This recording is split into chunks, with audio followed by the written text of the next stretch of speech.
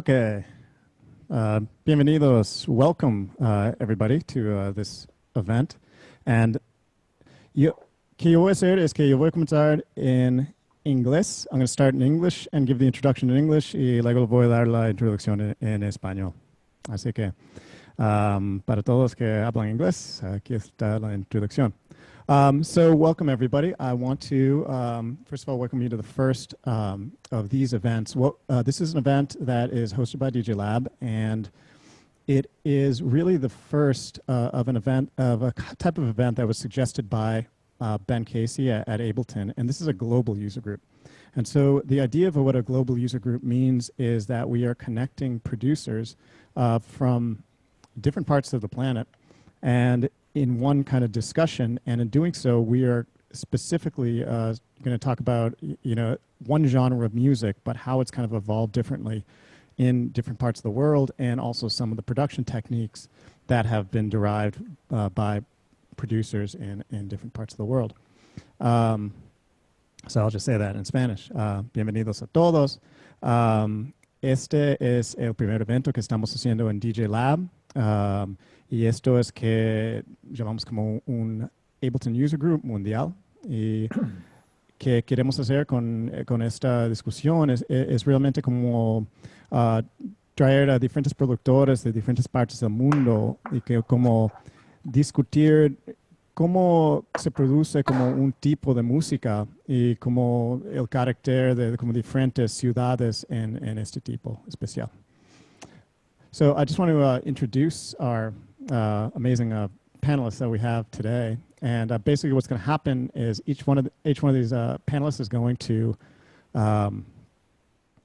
discuss one topic in production for 25 minutes. And then we're going to have a kind of a roundtable discussion on hip-hop production and kind of different views of it from different parts of the world. So first of all, my name is Dan Freeman, and I'm a Ableton certified trainer and the designer of curriculum at DJLab.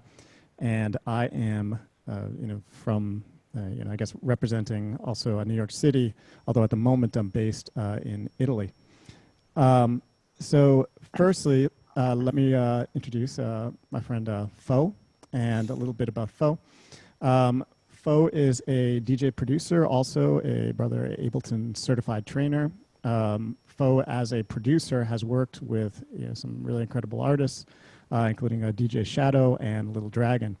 Fo is also a monster turntablist, and basically is a finalist for the Red Bull 3 style. And Fo has also been very deeply involved in hip-hop production, including just recently was at a retreat with at the house of Jazzy Jeff, where he got to hang out with De La Soul and Questlove and A-Track and kind of other artists. So Fo is actually from Bogota, Colombia, and he's going to be talking to us about the incredible music scene of Colombia. So let me translate it in Spanish. Aquí estamos presentando a Fo, y Fo es un DJ productor de Bogotá, y Fo es un productor increíble que ha hecho producción con personas como Little Dragon y DJ Shadow. También es un turntablist, un finalista en el Red Bull Freestyle, y he estado por años en este mundo de hip hop y acaba de como ir a un summit en la casa de Jazzy Jeff, donde estaba con De La Soul y Questlove y otros. Así que bienvenido, Fo. Hola, Dan, ¿cómo estás? Todo bien, todo bien. Okay, Awesome. déjame presentar, so let me present secondly a very old friend of mine, and I'm so happy to have him here, another brother of mine from Brooklyn, New York.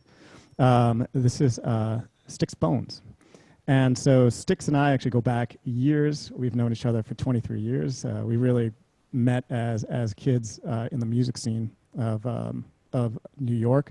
Actually, one of the first concerts I ever saw in New York was, it was a concert done by the spoken word poet Jessica Care Moore. And I remember going to this concert, and the concert was cool, but I just remember being blown away by the drummer. And I was like, man, that is just one of the dopest, grooviest drummers I've ever seen. And so, I ran into Styx a couple months later somewhere, I think it was the Musicians Union in New York City. And I remember I got his number, and then I started calling him, I think I started calling him like every other day or something like that. I was like, yo, come on. I was like, let's jam. Like, let's jam. And I think he was like, yo, who is this kid that's calling me and saying, let's jam every other day? And so finally one day he picked up the phone. He's like, all right, let's jam. So we went and we did a jam, and, then we started doing recording dates together, and we've played all over, really, New York, et cetera, for many years. Styx is not only an amazing drummer who basically was the drummer for the Lyricist Lounge, from which, and any of you kind of who know the Lyricist Lounge it's played an important role in hip hop in New York City. I mean, out of there, there he kind of connected with De La Soul and Mos Def and The Roots. But Styx is also an amazing producer, and always has been. Actually did an incredible, one of the earliest really great, hip hop beat sample records already in the 90s. Recently, he's been working with DJ Maceo from De La Soul, and as kind of his producer, beatmaker. So welcome, Styx. Hello, everybody. Thanks for having me. Yeah, and let me just translate that very quickly into Spanish. Aquí les quiero presentar a mi amigo Styx Bones. Y he conocido a Styx por como hace 23 años, y nos conocimos realmente como chicos en la escena de New York. Yo llegué a la ciudad y fui a un concierto y vi a este baterista increíble tocando. Yo pensé, man, ese man es increíble. Y luego, como unos meses después, lo vi en otro jam en New York City, porque en esa época yo iba mucho a los jazz jams y él estaba tocando. Y lo llamé como un montón y nunca contestaba el teléfono. Y finalmente él contestó el teléfono y él dijo, sí, vamos a tocar juntos. Y tocamos juntos, y desde esa época hemos trabajado en muchos proyectos, como hemos tocado realmente un montón, quizás cientos de veces juntos. Styx no simplemente es un baterista increíble, pero también él es un productor. Él creció en Brooklyn, realmente creció con esa escena de hip hop de Brooklyn, y como al momento él está trabajando con DJ Maceo de La Soul como un productor y un beatmaker, y él nos va a compartir mucho como de la escena de hip hop en New York y las técnicas que se usan. Así que bienvenido, Styx. Welcome. Finalmente, quiero introducir a otro amigo, y voy a ir a inglés. I'm going to introduce another friend of mine, who is Ricardo Luna, or Richie Tunacola. And Richie is, we actually met in Santiago de Chile 7 years ago. And when I was down there, I was actually working for the U.S. Embassy and was kind of sent down to do a clinic. And we ended up doing gigs and presentations. And Richie is an amazing composer, producer, who had just a fantastic project, Tunacola. And Richie is also an Ableton certified trainer, who also runs the Modular Music Academy and has presented and played really throughout Latin America, Europe. We've also worked together in New York City, where Richie came in, I believe 2014 to do a series of shows, but he's played in New York a bunch. So welcome, Richie. And let me just, in Spanish, quiero presentarles a todo mi amigo Ricardo Luna, o Richie Tunacola. Y conocí a Richie como hace 7 años cuando estuve en Santiago de Chile. Y Richie es un compositor y productor realmente increíble. Él tenía un proyecto que se llamaba Tunacola, que realmente eran espectacular, y como tocaron en muchas partes de Latinoamérica, y tocamos juntos, también trabajamos juntos en New York, y él también ha presentado y tocado realmente por Sudamérica, Centroamérica, los Estados Unidos, Europa. Richie en el momento tiene su propia academia que es Modular Music Academy. Y así que y también ha presentado en Loop el festival de Ableton. Así que bienvenido. Gracias. Así que vamos a comenzar con la parte ahorita de presentaciones. Y en estas presentaciones vamos a hacer dos en español y vamos a hacer uno en inglés. Y luego la discusión entre nosotros va a ser completamente en inglés.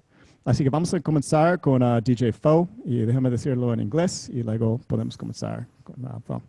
So we're going to launch this by doing three presentations of 25 minutes on, actually some great presentations on hip-hop beat production, and then actually what to do with your beat once you've actually produced it in terms of marketing in it.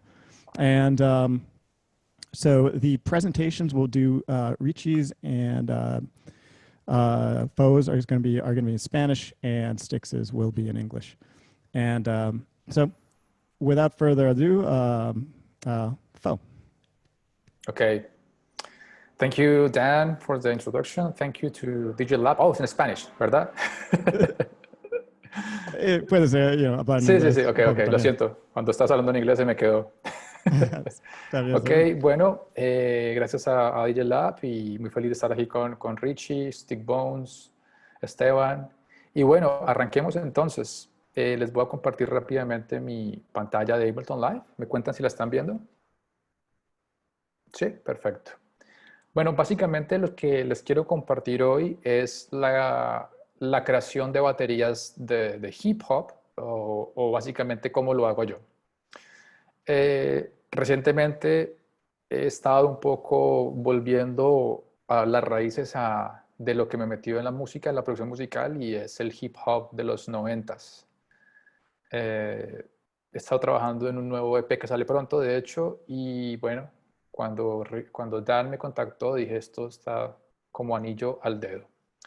Entonces, yo para crear una batería no uso muchos kits preestablecidos, realmente construyo el kit. Entonces me voy aquí al browser y en drums tomo un drum rack vacío, lo cual lo agrego acá a mi canal MIDI. Muy bien, ya sabemos está vacío. También tengo aquí un Ableton Push que estoy tocando en este momento. Pueden ver aquí las notas cómo se alumbran. No hay sonido porque no hay todavía samples cargados. Bueno, los samples que yo cargo, obviamente tengo samples previamente ya que he estudiado, que he escuchado, y me he dado cuenta que cuando uno va a construir un kit, hay algo muy importante para tener en cuenta y es la calidad de los sonidos. A veces eso es más importante que hasta la misma secuencia. Si tienes las dos fusionadas, me parece que funciona muy bien, pero la calidad de la curaduría que tú lo apliques a tus sonidos se va a ver reflejada en la calidad sonora de tu beat. Entonces, yo previamente, aquí tomé esta carpeta que uso seguido. Hay un key que me gusta mucho, que con esta carpeta. Espera un segundo. Aquí en el Finder coloco. Es este. Lo pongo aquí en el C1 y ya vamos a poder escuchar. Este key me parece que tiene mucho la onda de los 90s. Se siente un poco filtrado en los low pass filter, ya por defecto. Entonces, bueno, aquí ya tenemos el kick. También, aquí en el search bar voy a buscar una snare. Obviamente esto que estoy haciendo ya estaba previamente listo, pero la curaduría requiere empezar a buscar y prueba y error. Es básicamente eso. Hay un snare aquí que también tiene este sonido. Escuchémoslo acá. Lo voy a agregar después.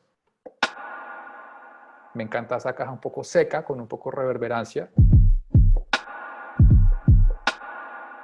Esto está ya tomando como una coherencia sonora. Y en todos los samples voy a buscar un hi-hat.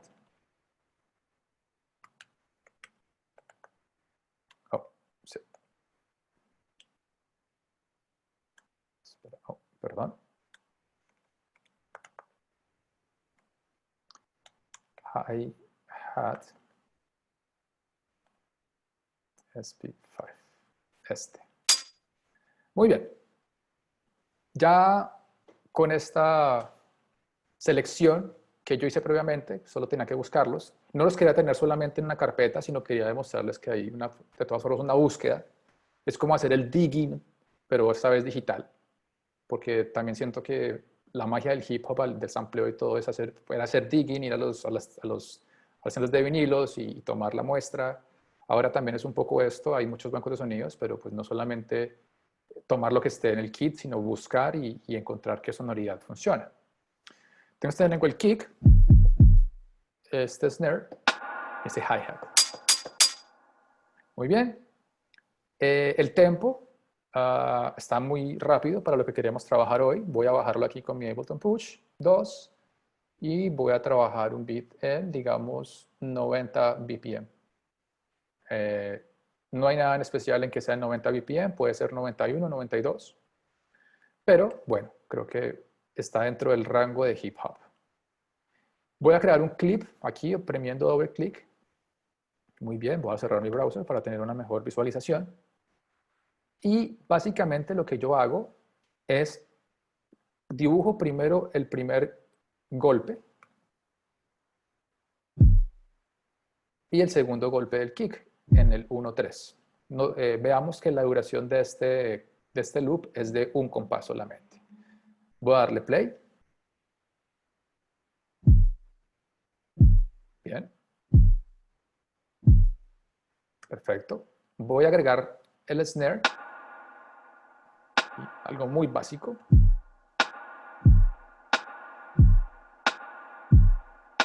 Perfecto. Esto ya empieza a ubicarme rítmicamente en lo que está pasando. Es algo súper básico, pero realmente esta sencillez de lo que estoy creando me va a ayudar a facilitar las cosas durante el proceso.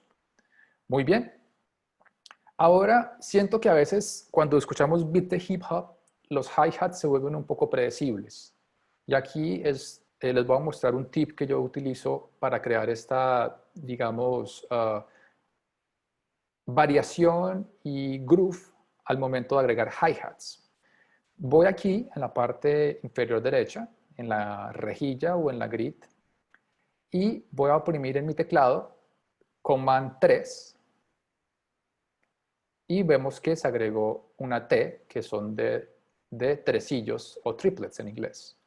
También puedo acceder a esto dando botón derecho del mouse y activar la triplet grid o rejilla de tresillos. Lo que yo hago es activar con la tecla B en mi computador la función draw para dibujar.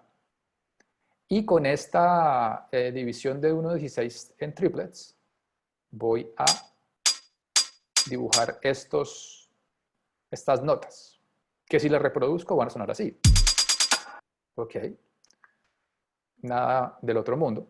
Sin embargo, lo que voy a hacer es seleccionar estas notas MIDI. Voy a apagar aquí la preescucha. Y voy a hacer un stretch de estas notas que estaban en estos tresillos o triplets. Y voy a moverlos hasta acá. Muy bien. Y voy a agregar el siguiente para que mi hi-hat caiga en este acento. Muy bien. Ahora, voy a tomar estos tresillos que tengo acá y voy a seleccionarlos oprimiendo la tecla Shift. Y voy a oprimir la tecla 0 en mi computador. ¿Qué es lo que va a hacer esta tecla 0? Los va a silenciar. Muy bien. Ahora, lo que voy a hacer es también una forma de prueba-error. Voy a ver qué figura o qué patrón rítmico puedo generar con mis hi-hats de esta forma. Si selecciono, por ejemplo, este y oprimo nuevamente la tecla 0, ok, ya empieza a pasar algo interesante. No es el típico patrón rítmico de... Ya hay una especie de cadencia acá. Muy bien. Puedo oprimir también este, activarlo con 0. Ok. Puedo dejar este o puedo tomar el siguiente. Esto siento que es un poco de lo que hacía J. Dilla en los 90s con sus hi-hats y también con sus kicks, que era crear una especie de síncopa en sus beats, lo cual lo volvieron en una tendencia y bueno, en su firma.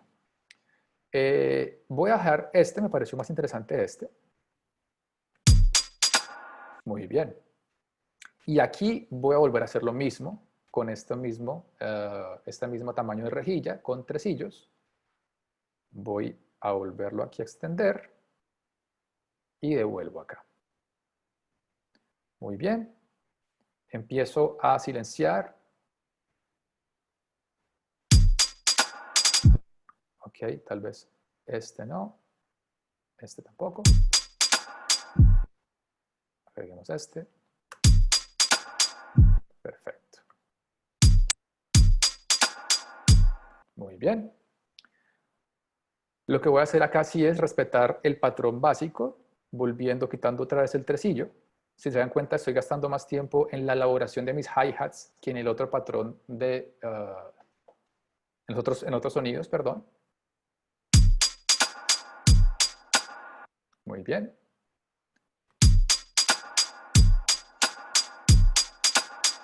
Ok, creo que aquí podría agregar este otro.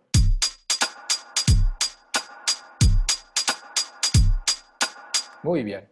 Creo que este patrón está interesante. Perfecto. Y esta diferencia en los hi-hats, este tipo de movimientos que está en la primera parte, también lo hubiera podido duplicar seleccionando aquí y oprimiendo las teclas Mac Command D o Control D en PC. Solo que siento que se va a volver muy repetitivo, va a ser muy predecible. Si le dejo este patrón que está diferente acá, creo que le agrega un poco más de dinámica a este loop que solamente tiene un compás. Muy bien. Yo usualmente juego mucho con las velocidades, sobre todo en este género. Hay que tener un poco de movimiento en velocidades. Y para eso les voy a mostrar un truco que utilizo para los hi-hats, pero se los muestro en un momento. Ya que tengo estas notas fantasmas MIDI, se pueden volver potencialmente en guías para mis patrones rítmicos del bombo. Puedo tomar esta nota oprimiendo la tecla Alt y bajarla, y ya inmediatamente se vuelve una nota de mi kick. Oprimiendo 0, ya empiezo a crear un patrón rítmico basado en la rejilla que estaba arriba. Voy a tomar esta otra vez. Perfecto. Y puedo de pronto reforzar este hi-hat oprimiendo Alt. Eso.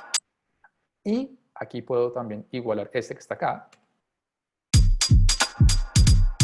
Perfecto. También voy a volver a colocar los triplets y puedo agregar de pronto uno aquí al final.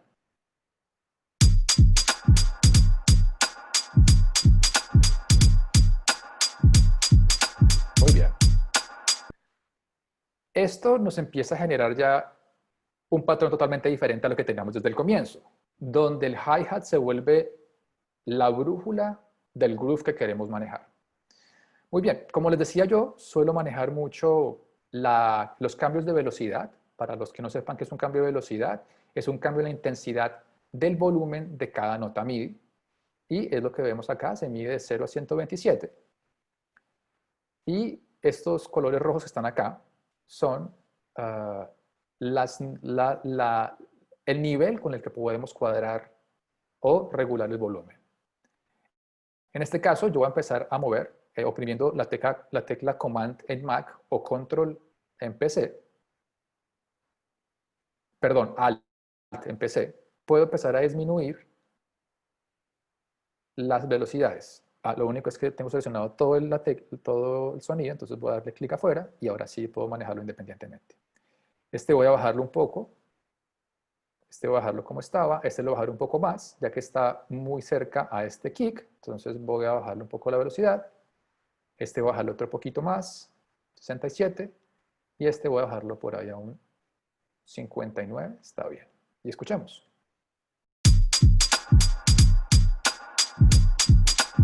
Muy bien.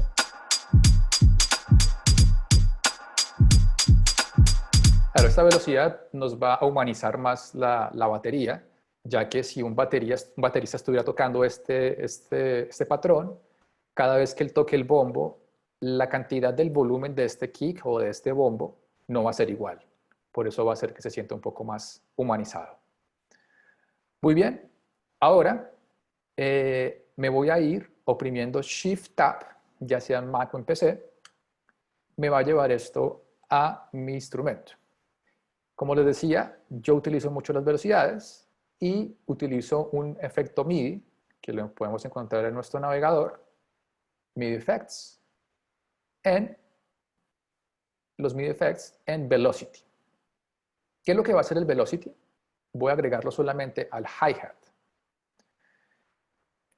Este Velocity me va a alterar la velocidad de cada nota MIDI, que tengo aquí el hi-hat, de una manera que yo le asigne. Me gusta agregarle un poco de aleatoriedad a lo que pasa acá, ya que esto le agrega nuevamente humanización a todo el proceso. Si le doy play y empiezo a incrementar esta perilla de random o aleatoriedad,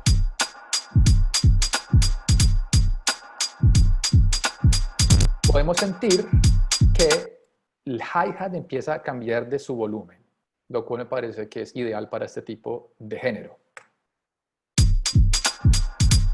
Este es con el efecto MIDI y este sin el efecto MIDI. Queda más plano.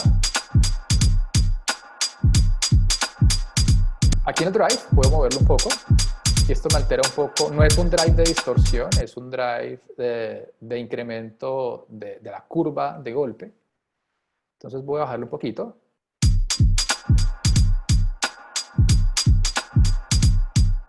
Muy bien. Y aquí podemos ver también en nuestro hi-hat que tenemos una perilla donde dice volumen y velocidad. Esto lo que hace es guardar una proporción entre el volumen de nuestro sample, que es un hi-hat, en este caso este, y la velocidad que lo está afectando. Si le doy play,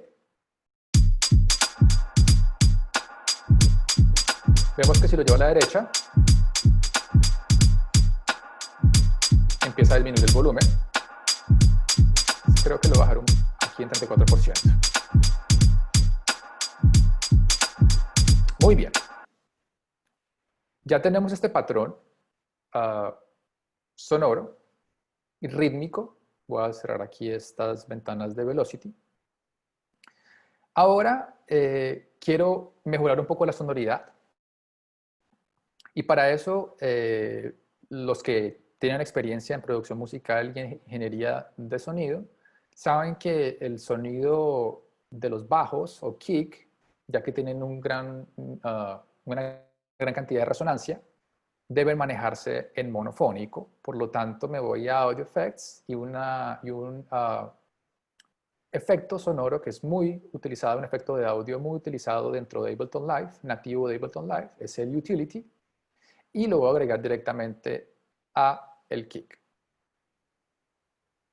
Cuando le doble clic aquí, podemos ver que aquí en la parte inferior podemos volver mono este kick, pero también tenemos un botón, este es el botón de mono, pero tenemos un botón que nos permite volver bass mono. ¿Qué es lo que va a hacer esto? Va a volver las frecuencias bajas que estén debajo de 120 Hz. Yo puedo regular si pueden ser en menos de 100 o 120. 120 me parece que es una cantidad prudente para tener una ausencia de low end. Todas esas frecuencias que estén en menos de 120 Hz van a estar en monofónico. Van a estar en el centro de nuestra mezcla. Esto nos va a evitar distorsiones posteriores al momento de estar mezclando. Cuando apliquemos esto, vamos a escuchar que el beat ya empieza a tener un poco más de coherencia.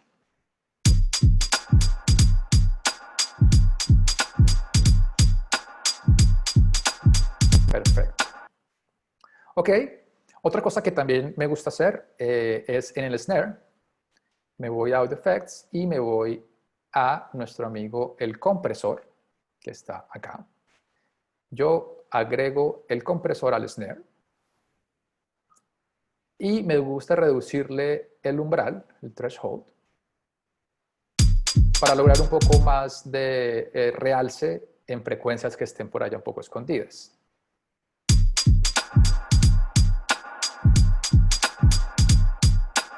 Esto es con el compresor, sin compresor. Tal vez subirle un poco el ratio. Para los amigos que no sepan, el ratio corresponde a la cantidad en proporción de cuántos decibeles son comprimidos con respecto a 1. En este caso, quiere decir que 3 decibeles, que cuando comprimo 1 decibel, se realzan 3, perdón, se comprimen 3 decibeles. Esa es la proporción. Perfecto. Siento que se subió un poco el volumen del redoblante. Lo puedo gestionar de dos formas. Si despliego en esta parte superior de mi canal, puedo ver que tengo separado por canales mis 3 sonidos. Entonces puedo bajarlo acá, o si le doy clic aquí a mi sample, tengo también una perilla de volumen en este instrumento que se llama Simpler. Entonces lo puedo hacer de las dos formas.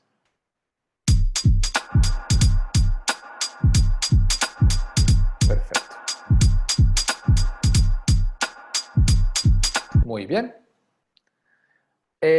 Perfecto.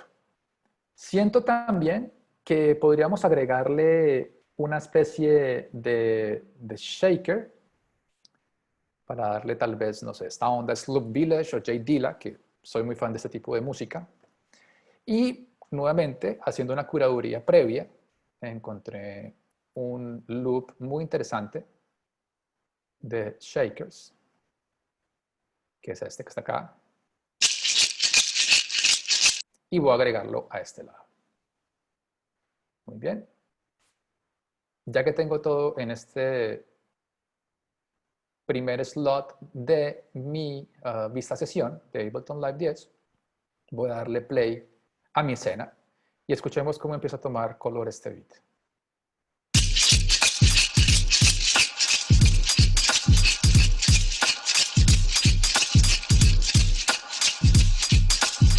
Como se pudieron dar cuenta, el volumen estaba muy fuerte de este shaker, por eso tuve que bajarlo.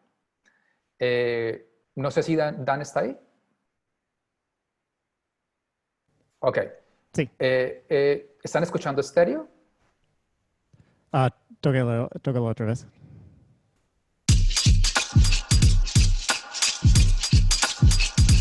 Sí. Y al otro lado.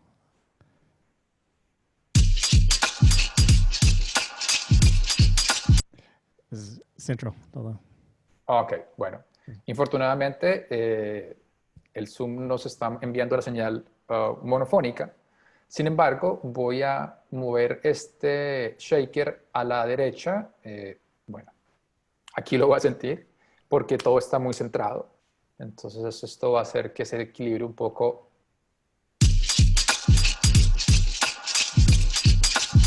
sonoramente. Muy bien. Ya empezamos a ver que hay una especie de coherencia sonora con lo que está pasando. Podemos decir que esto es una especie de JDLab beat con tal vez una influencia, no sé, de DJ Premier o Pete Rock. Pero bueno, ahora hay un dispositivo de Ableton Live que me encanta utilizar para las baterías. Y es aquí en el browser, en Audio Effects, encontramos el Drum Bus. Este Drum Bus que tenemos aquí, básicamente lo que voy a hacer es colocarlo, no como lo hice previamente con los otros, dispositivos, sino lo voy a colocar al final de todo el rack. Esto va a afectar todos los 3 sonidos que tengo en mi rack. Si tuviera más sonidos, van a afectar todos esos sonidos. Entonces, esto va a permitir una cosa. Y es que si quiero agregarle un poco más de boom, de fuerza en el low end, voy a moverle esa perilla que se llama boom. Escuchemos la modificación.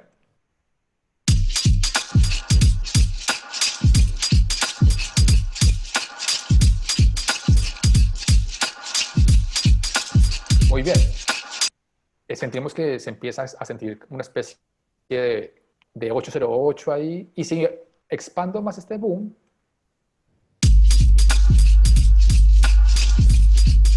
ya vemos que es una especie de 808. Y también puedo afinar lo que está ocurriendo en este boom. Le puedo decir, aquí vemos que estamos en un sol, pero si lo muevo aquí, va a estar en un fa. Si lo pongo aquí, va a estar en un la. Supongamos que vamos a trabajar en un fa. Entonces voy a dejar esto en fa y voy a subir el boom un poquito para agregarle ponche.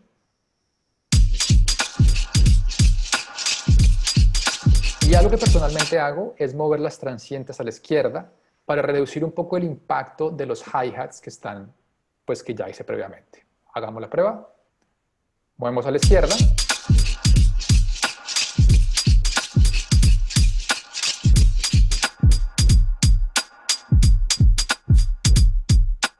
Exacto.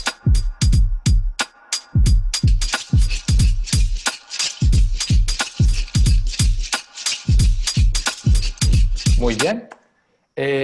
Pues básicamente ese es el proceso que yo utilizo para crear baterías. Fue algo muy breve. Realmente dedico mucho tiempo escogiendo los sonidos, sampleo mucho de vinilo, pero realmente el proceso que utilizo para secuenciar y para crear patrones rítmicos es el que acabo de mostrarles, amigos. Entonces, no sé si Dan está por ahí. Sí, sí, sí. Perfecto. Buenísimo. Buenísimo. Muchas gracias, Paul. No, gracias a ustedes. Sí, qué chiva ese asunto de los hi-hats. Yo quiero probar eso.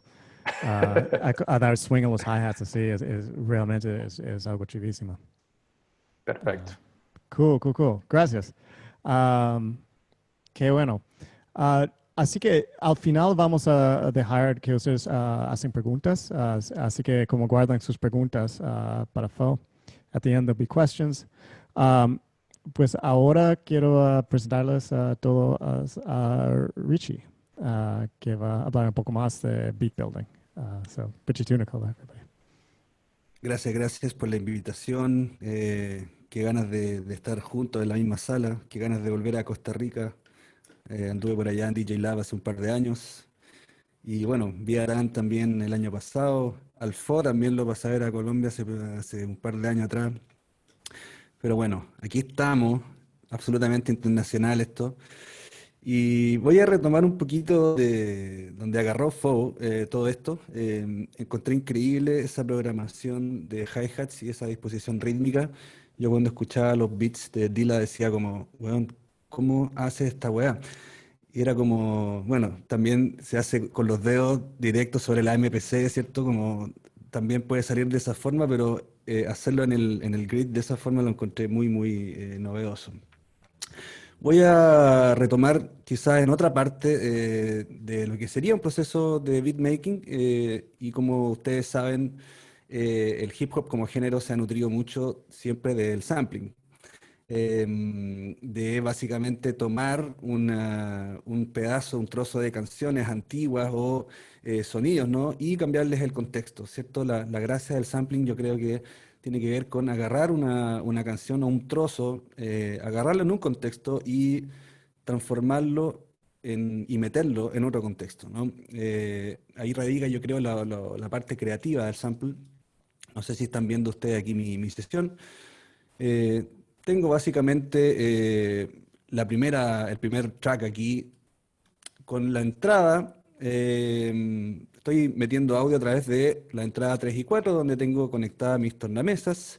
Ya voy a hacerlo con un vinilo, ¿no? Que tengo aquí cargado. Lo había escuchado alguna vez, pero no sé exactamente lo que tiene. Yo sé que tiene el coro gospel por ahí metido, no sé mucho más. Y ahí radica, yo creo, también una parte muy entretenida del digging, de buscar en vinilos que básicamente tú sacas, vas a las tiendas de segunda mano, incluso ni siquiera tiendas de vinilos, puede ser tiendas de artículos usados, tiendas de libros, y te vas al crate o al sector donde hay unos discos que valen $1 o $2, y básicamente normalmente uno no sabe lo que tienen adentro, ¿no? Yo he agarrado uno porque, no sé, lo busco y digo, me encanta el bigote este weón, mira, me gusta el bigote este weón y listo, tiene una pinta extraña, listo, me llevo ese vinilo. Y después, qué sé yo, agarro 2, 3 y me los llevo para la casa y después los escucho. Algunos están súper rayados, pero bueno, hay que verlos un poquito antes, pero no importa si están algo rayados, porque en el fondo no lo quiero para escucharlos, sino que los quiero para sacar samples, ¿no? Este en particular lo agarré en Nueva York el año pasado.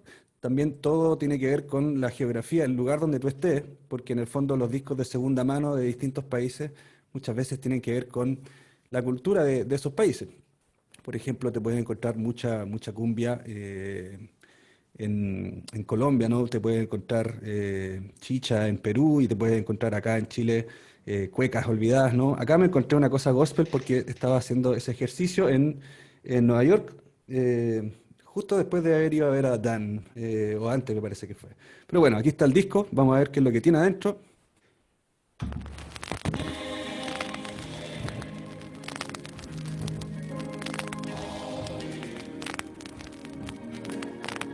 Shame on You. Vamos a ver. Ya, entonces voy a agarrar un pedacito, veis que se saltó incluso, ¿no? Está un poco rayado.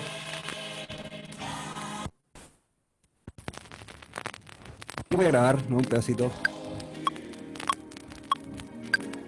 Ah, tengo un conteo muy largo aquí. Y agarrar un trozo de cualquier parte, ¿no? Incluso lo dejo correr, ¿no? Ahí va.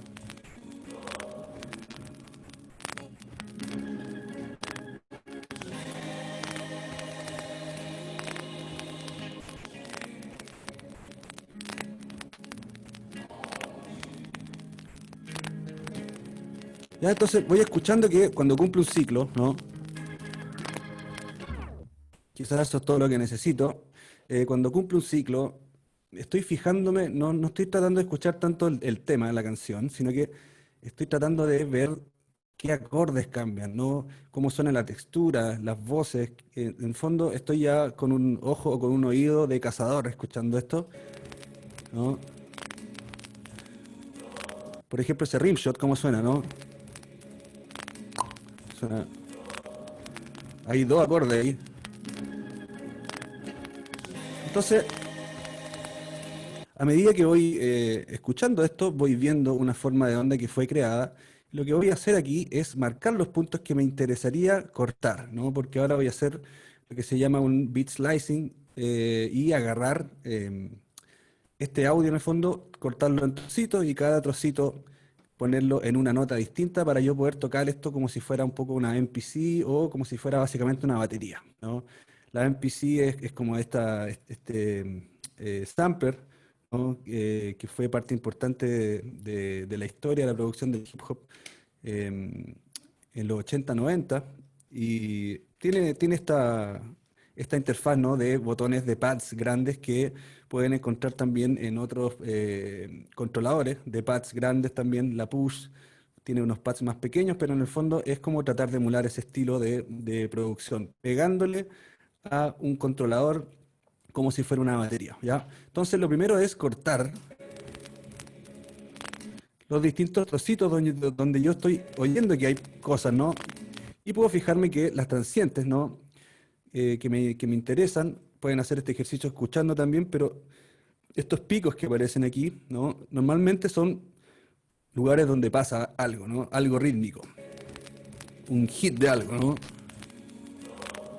Ahí, por ejemplo, hay un acorde, ahí hay otro ritmo, esa nota larga la quiero mantener larga, hay un kick ahí, ¿cierto? Ahí parte una frase. Listen to this, ¿ya? Eso también nos puede funcionar. Entonces, tengo 1, 2, 3, 4, 5, 6, 7, 8, 9, 10, 11 slices.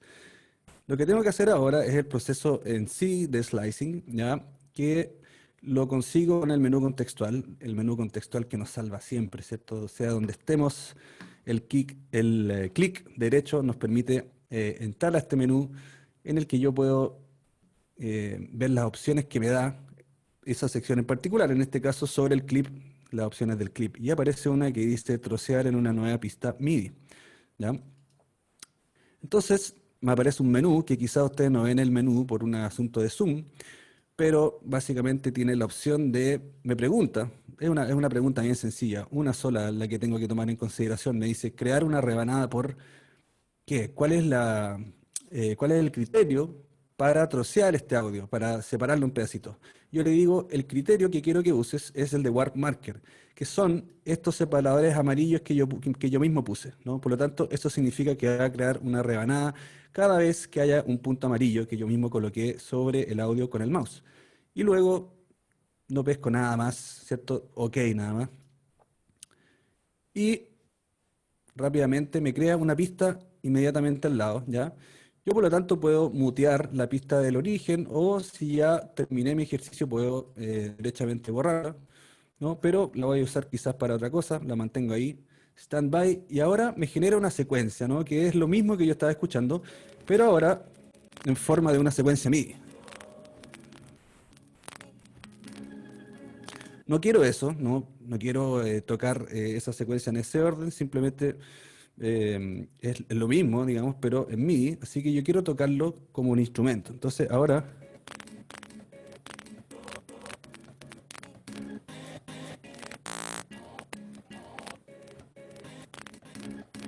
ahí tengo, ¿cierto?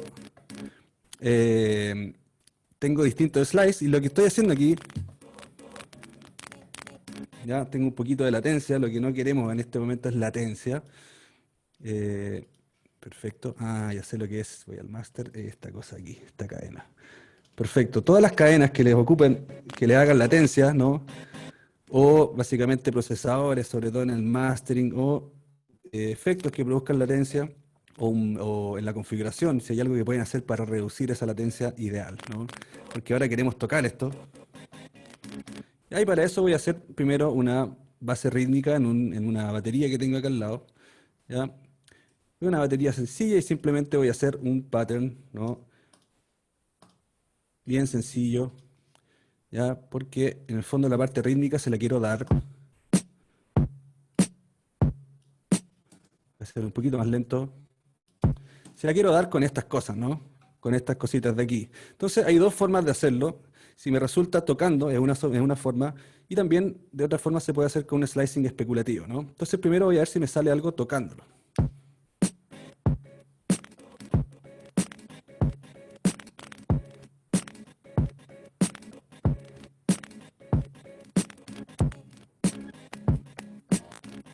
Entonces si se fijan estoy reconociendo algunas partes del pad, como si fuera un kick, ¿no? Voy a mostrarle aquí el pad.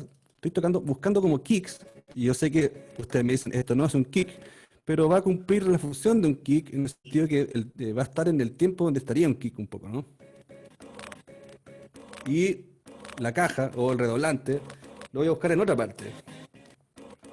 Y tengo un hi-hat aquí también, ¿no? Entonces, estoy tocándolo tal cual como si fuera una batería, ¿no? Es solamente mi propio approach a estas cosas. Yo soy baterista, entonces tiendo a hacer el finger drumming, no lo puedo evitar como si fuera una batería. Entonces, practico un poquito, ¿no?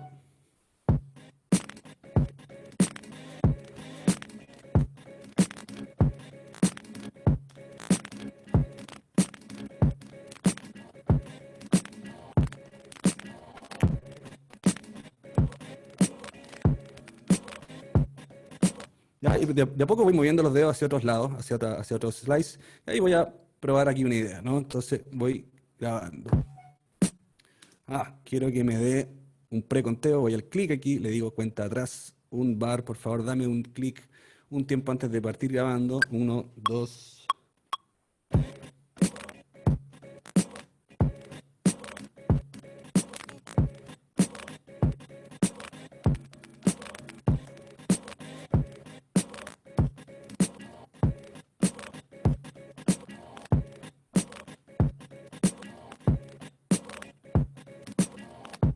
Ya, a medida que fui tocando, pude ver que iba perfeccionando un poco lo que quería, por lo tanto, esta primera parte no la uso y uso simplemente las opciones que tengo aquí, ¿no? Voy a cuantizar esa nota simplemente para que aparezca, porque apareció fuera del clip.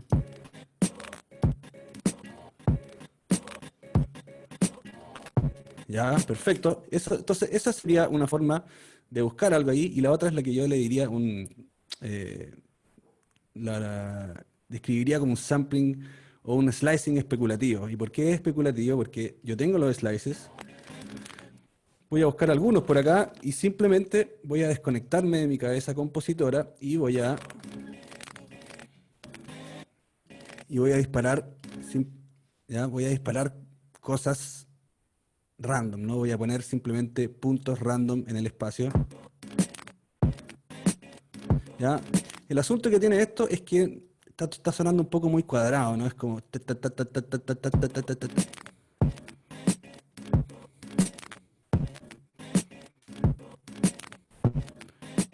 Entonces, para eso vamos a echar mano de una de las herramientas que tiene Live para humanizar beats y para humanizar secuencias MIDI más que nada, que se llaman los grooves, que cada clip tiene acceso a un panel aquí a la izquierda, y dentro de ese panel, en la sección clip, aparece la sección groove, ¿ya?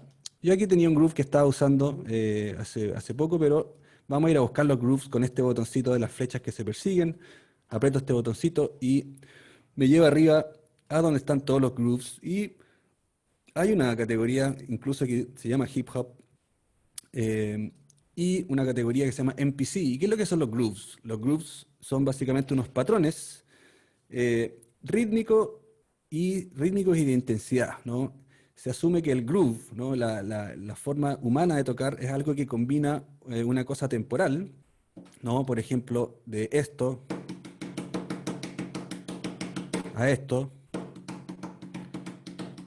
Entonces las notas pares, la nota 2, 4, 6, se van desfasando un poquito para generar un tiempo que es distinto, ¿no? Entonces si yo le doy play a uno de los grooves, pueden escuchar, no sé si se escucha tan fuerte, pero voy a subir un poquito eso, ya pueden escuchar, ya no es taca, taca, taca, taca, taca, taca. Entonces, aparte de esa temporización, la otra dimensión del groove, la otra parte importante son los acentos, ¿no? Hay velocities, como había explicado Fo, la intensidad de las notas, ¿ya? Hay notas más intensas que otras, hay acentos. Por lo tanto, ese mapa, ese molde entre timing y intensidades es lo que se le aplica a un clip en particular, ¿no? En este caso, lo que quiero humanizar un poquito es mi secuencia especulativa aquí, media random. Por lo tanto, puedo hacerlo de varias formas. Yo puedo arrastrar este groove hacia el clip, o también puedo ir a las propiedades del clip y elegir un groove aquí. Entonces ahora tengo que...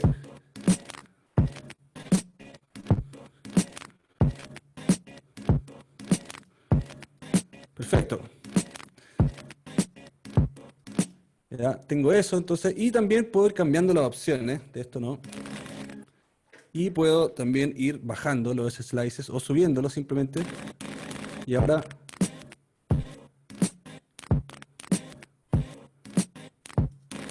O aquí, ¿no? Ya, otra forma de... bueno, voy a alargar los slices también si quiero probar otras cosas, ¿no?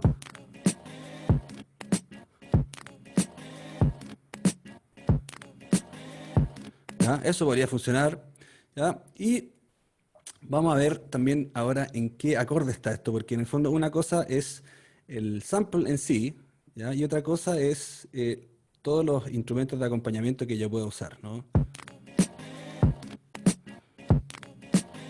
¿Ya? Y para eso voy a buscar aquí la nota que más haga clic, ¿no?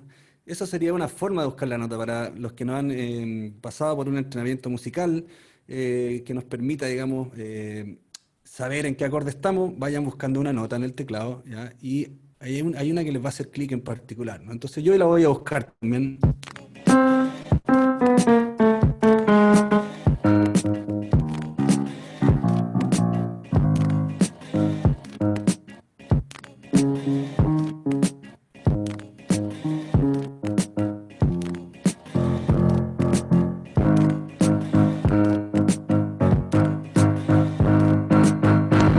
¿Ya? Y esa fue mi nota.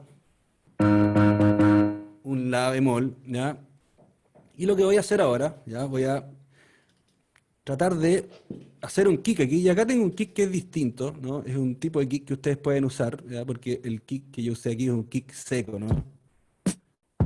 Bien sequito. No tiene mucha caída, pero hay distintos kicks, ¿no? Y hay unos kicks que son los kicks más redondos. Ustedes pueden ver este kick acá. La forma de onda que tiene, ¿ya? Es redondita, por lo tanto, si yo lo afinara esto, o si yo viera, lo analizara, veo que me da una nota, más o menos me da una nota, ¿ya? Pueden ver el tuner aquí, que yo cuando presiono el kick acá, ¿no? Suena y es un mi, un i. Entonces, mi nota, podría acordarme de esto, ¿no? Y era la bemol. Entonces, la puedo buscar aquí en el piano roll. Tiene que ser un piano roll aquí que me muestre la nota que estoy tocando. Aquí.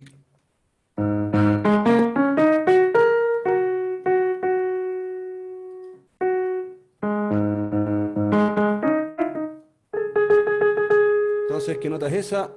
G sostenido 3. ¿Ya? Y ahora lo que voy a hacer aquí es afinar este kick. ¿Ya? Voy a hacer el mismo kick, ¿no? Ahí. ¿Ya? Voy a darle un poquito de otro ritmo, ¿ya? Antes de afinarlo. Y para eso, acá en el top, voy a sacar este kick y voy a usar el principio de lo periódico versus algo caótico. Lo periódico es un golpe que se sucede a la misma cantidad de tiempo, como esta caja. ¿No? Es un golpe periódico y eso me ordena inmediatamente el cerebro. Por lo tanto, en el kick ya puedo usar cualquier otro tiempo, ¿no? Con el mismo groove, puedo elegir aquí un groove, ¿cierto? La idea es que tenga el mismo groove. No es la idea que tenga el mismo groove, pero ayuda a que haya una cohesión rítmica, ¿no?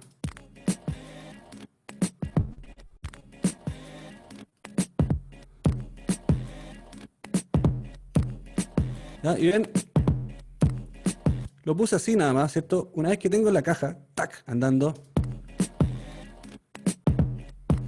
puedo hacer cualquier cosa, porque básicamente ya el cerebro está ordenado en un beat. Puedo intentar distintas combinaciones random, no tan random, pero sin mucho cuidado, ¿no?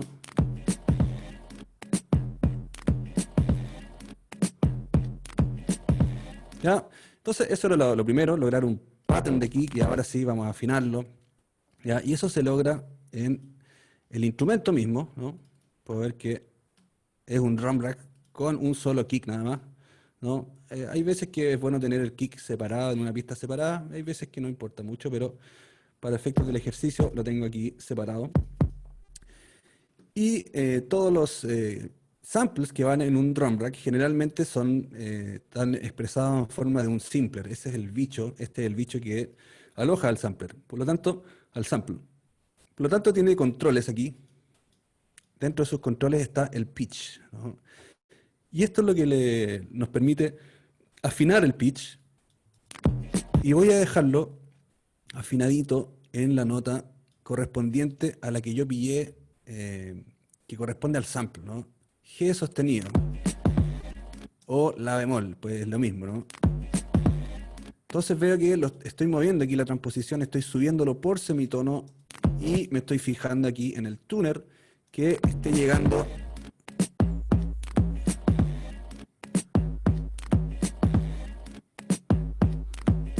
¿ya? Entonces ahora cuando está en el tono, el kick, ¿ya? Me permite, se construye un poquito mejor, ¿no? Hay una resonancia que desde lo grave hacia arriba empuja mucho mejor el tema, ya que las fundaciones, la parte de los graves, se lleva mucho mejor con la estructura hacia arriba. ¿Ya? Ahora que tengo afinado el kick, ya voy a agregar algunas cositas en el top y voy a hacer la misma técnica. Primero voy a darle el groove, el mismo New York Cut, y voy a buscar algunos sonidos aquí. Ya tengo el kick, ¿cierto? Y tengo la caja. necesitaría un hi-hat aquí. Y estos toms, vamos a ver cómo funciona esto. Medio random, ¿no?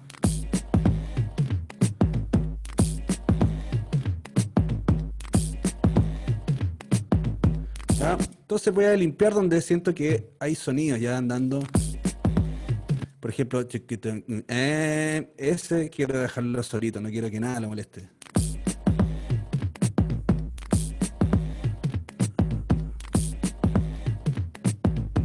¿Ya? Otra forma de lograr un groove con el sample, ¿no? Un groove entre kick y el sample, sería copiar la misma secuencia que usé para el beat slicing, usarlo en el kick, ¿no? Entonces, no suena nada en el kick porque todas las notas originales están fuera de rango. Y simplemente las voy a meter todas en el kick, ¿no? Quizás menos las que estén en tiempo donde va el redoblante, ¿ya? Porque el redoblante ya se encarga de enfatizar ese ritmo en particular, ¿ya? Entonces voy a sacar las que tienen que ver con el redoblante.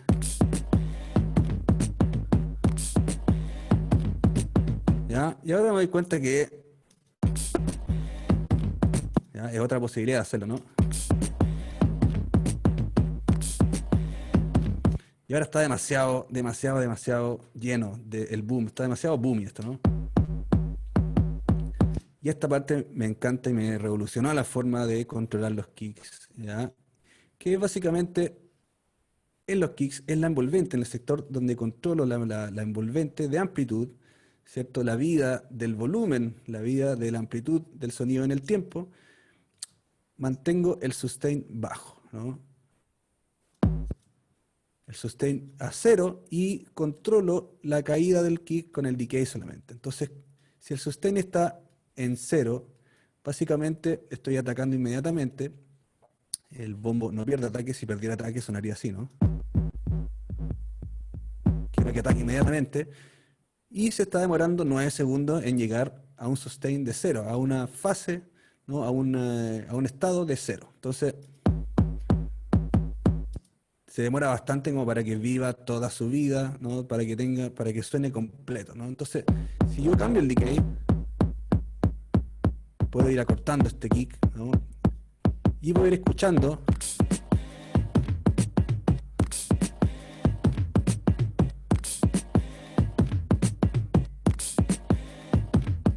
¿cierto? Voy escuchando y ahora ya no hincha tanto, no está tan presente.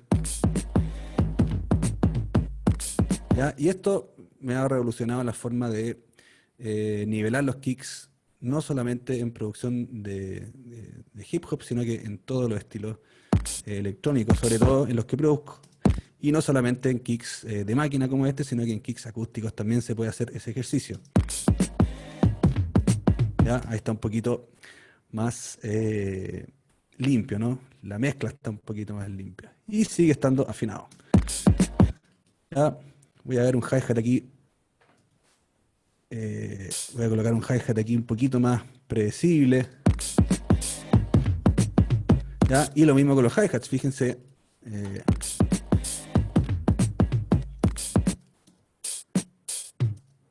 Voy al hi-hat y acá en la envolvente de amplitud también puedo controlarla, ¿cierto? Dejando el sustain en 0 y moviendo el decay. Esta es otra interfaz porque no es un simpler, es un sampler, pero la envolvente de amplitud la pueden encontrar en todos los instrumentos, ¿no?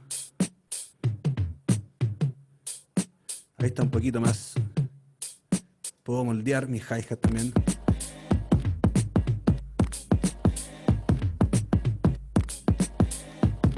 ¿Ya? Y también voy a agregarle el velocity, me parece que está un poquito aquí.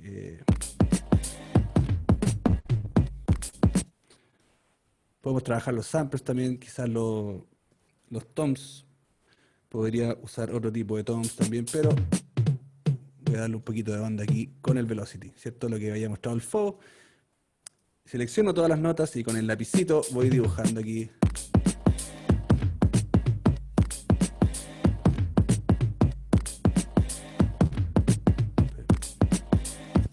Perfecto. Ya, a ver si alcanzo a cerrar con esto. sería la otra forma de trabajar un sample que también uso mucho, que sería simplemente crear una pista MIDI y cargar el sample en la pista MIDI, ¿no? Esto va a crear inmediatamente un bicho que se llama Simpler. Y ahora puedo tocarlo como un instrumento, ¿no? Y acá simplemente voy a elegir el punto de partida de mi instrumento.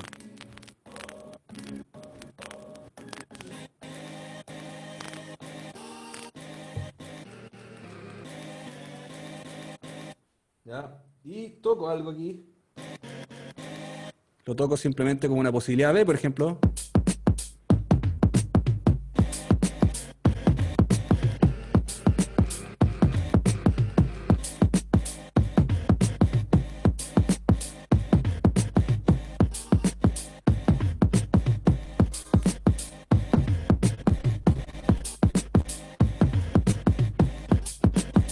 ¿Ya? Haciendo un poquito de finger drumming también, pero siempre como una batería esto.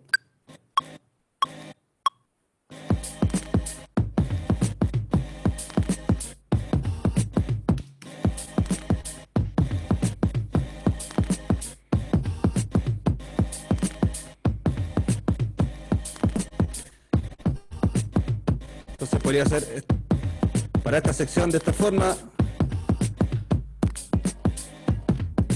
distintas secciones, ¿no? Y algo que me gusta hacer en esta ventana, y con esto cierro la idea, que es llenar de ideas, no tantas tampoco, pero explorar ideas. Cada método que nosotros vamos a usar, sea slicing, sea usar el sample como instrumento, como le acabo de mostrar aquí, ¿no? Cada una de las técnicas puestas a prueba básicamente va a producir un trozo de música, y ese trozo de música puede terminar siendo una de las secciones de nuestro track, puede terminar siendo desechado, da lo mismo, ¿no? En la vista session, que es esta vista vertical, es como un lugar de experimentación donde yo el material lo voy creando y puede ir descartándose, puede funcionar una parte con otra, ¿no? Por lo tanto, yo generalmente coloco muchas ideas y después las voy mezclando unas con otras y, por ejemplo, esta quizás la habría sacado, voy a trabajar más que nada con esta otra.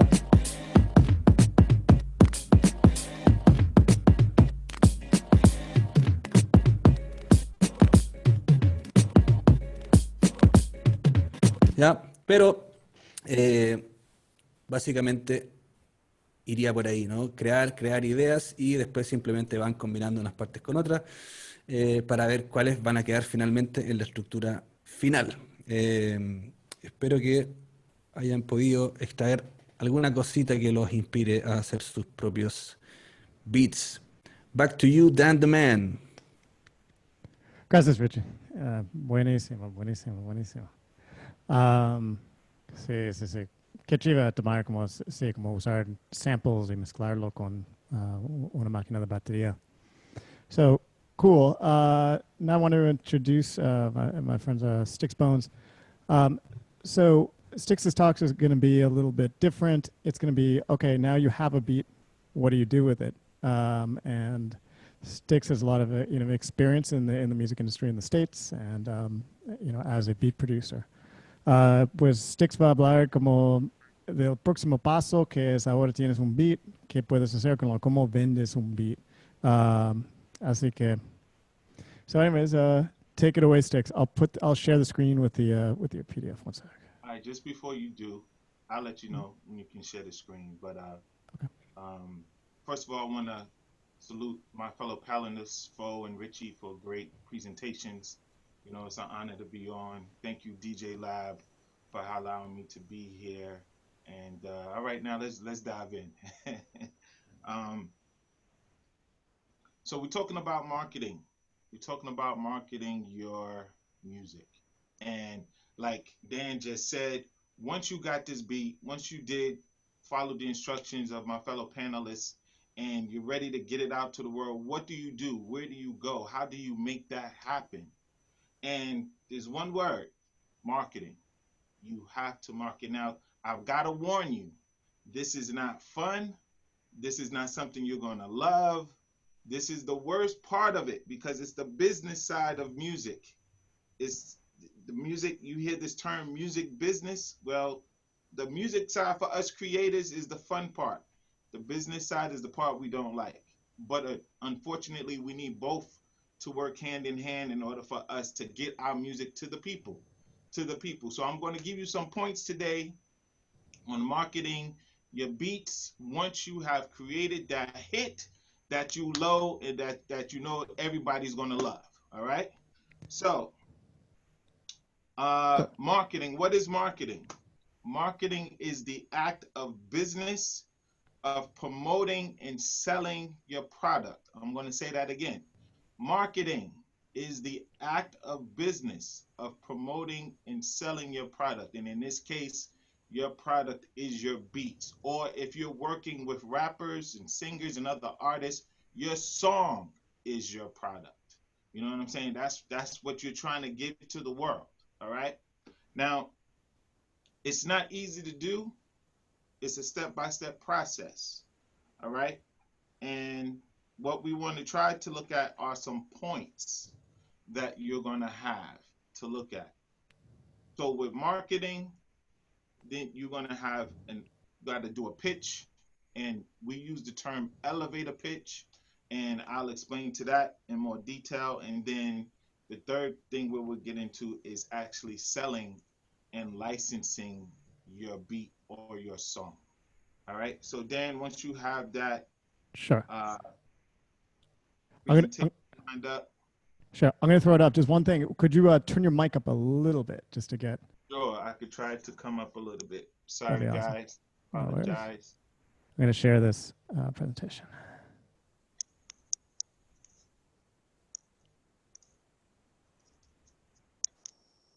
Can you hear me better now? I think a little bit. Sure, I try to speak up a little bit louder. That's great. That's great. That's much better. Yeah. Okay, great. So as I said before, we're going to be talking about marketing, and in marketing, you have some points, which is your elevator pitch, selling and licensing your music. So let's go to the first slide. Here, underneath marketing, I have the word promotion, which is what I established, the art of business of promoting and selling your beats, your song. So first you have self-promotion. And the first point we have is a website. Now, let's take a trip back into memory lane. Websites saved the day for a lot of guys like me. But before websites, we had what was known as demo tapes. This right here is a group I know, hip hop group I know called Get Open. Demo tape. So what was your purpose of using a demo tape? Well, you at the club and you see Richie at the club, you know, he's doing his thing, or you see Fo on the turntables, and you're like, hey man, I got this dope beat, I have this dope song. I want him to hear my music so one day he can play it, right? In front of this crowd in the club. So you be like, hey, and then you say what you got to say to Fo, and you give him your tape. And Fo would be like, oh, this is your music, this is good? Thank you very much. Oh, you want me to listen to it? Oh, sure, no problem. I got you. I'll listen to it, no problem. We don't know if he listened to it or not because now the tape is gone. All right. So before, that was a big hassle because you didn't know what they did with it. But on your demo tape, you would have a lot of information. You would have your cell number. You would have just information for them to see about how to find you, who was on the tape, what it was. You will have all this information embedded, and this costs a lot of money. So this is a part of your marketing. But again, once you give it to Fo, he'd be like, yeah, man, I'll check it out. I got you. You just don't know. So now we was invented with the website, which saved us from spending a lot of money of pressing up demo tapes. And demo tapes was what we relied on after going to the studio and having our beats pressed on. So now you got your website, and on your website, you will put your music on your website, which you still should do today. If you don't have a website, please build a website. It is still relevant to this day. You need to build a website. But here's the problem with the websites. When you see Richie at the club And you be like, yo, man, I want you to listen to my music. You go, really? Say, yeah, check out my website. You're going to go www, and then you're going to say the word, but Richie's going to hear blah, blah, blah, blah, blah.com. Right? So now the music is loud. You're trying to whisper to Richie. He got a drink in his hand. And it's like, yo, you know what I'm saying? I gave you my website. Did you check it out? Oh, what was the name of that website again? It was website www.blah, blah, blah, blah.com. We don't know. We don't know. Richie could have said, yeah, I listened to it, no problem. You know, finish his drink, keep it moving. By the end of the night, he's done. So another way to promote is, here comes along other .coms to help you build and place your catalog so that you can promote your music. SoundCloud, great platform. It allows you to put certain tracks on, certain number of tracks on of your music, and that you can share with as many people, either their own following SoundCloud, just surfing SoundCloud, or people that you'll send the link to that, yo, check out this new song, this new beat I just produced. Check it out. Here's the link. Now, not only do you have it on your website, but now you have it on another music platform that people can check out. SoundCloud is not the only one. The next bullet point is YouTube. YouTube allows you to build your own channel. So this, and here's the beauty of it. The SoundCloud page and the YouTube page can all be embedded on your website. Your website is your home. It is the place where you want your music to live. So it is important, if you don't have a website, please build yourself a website and make it presentable as best that you can.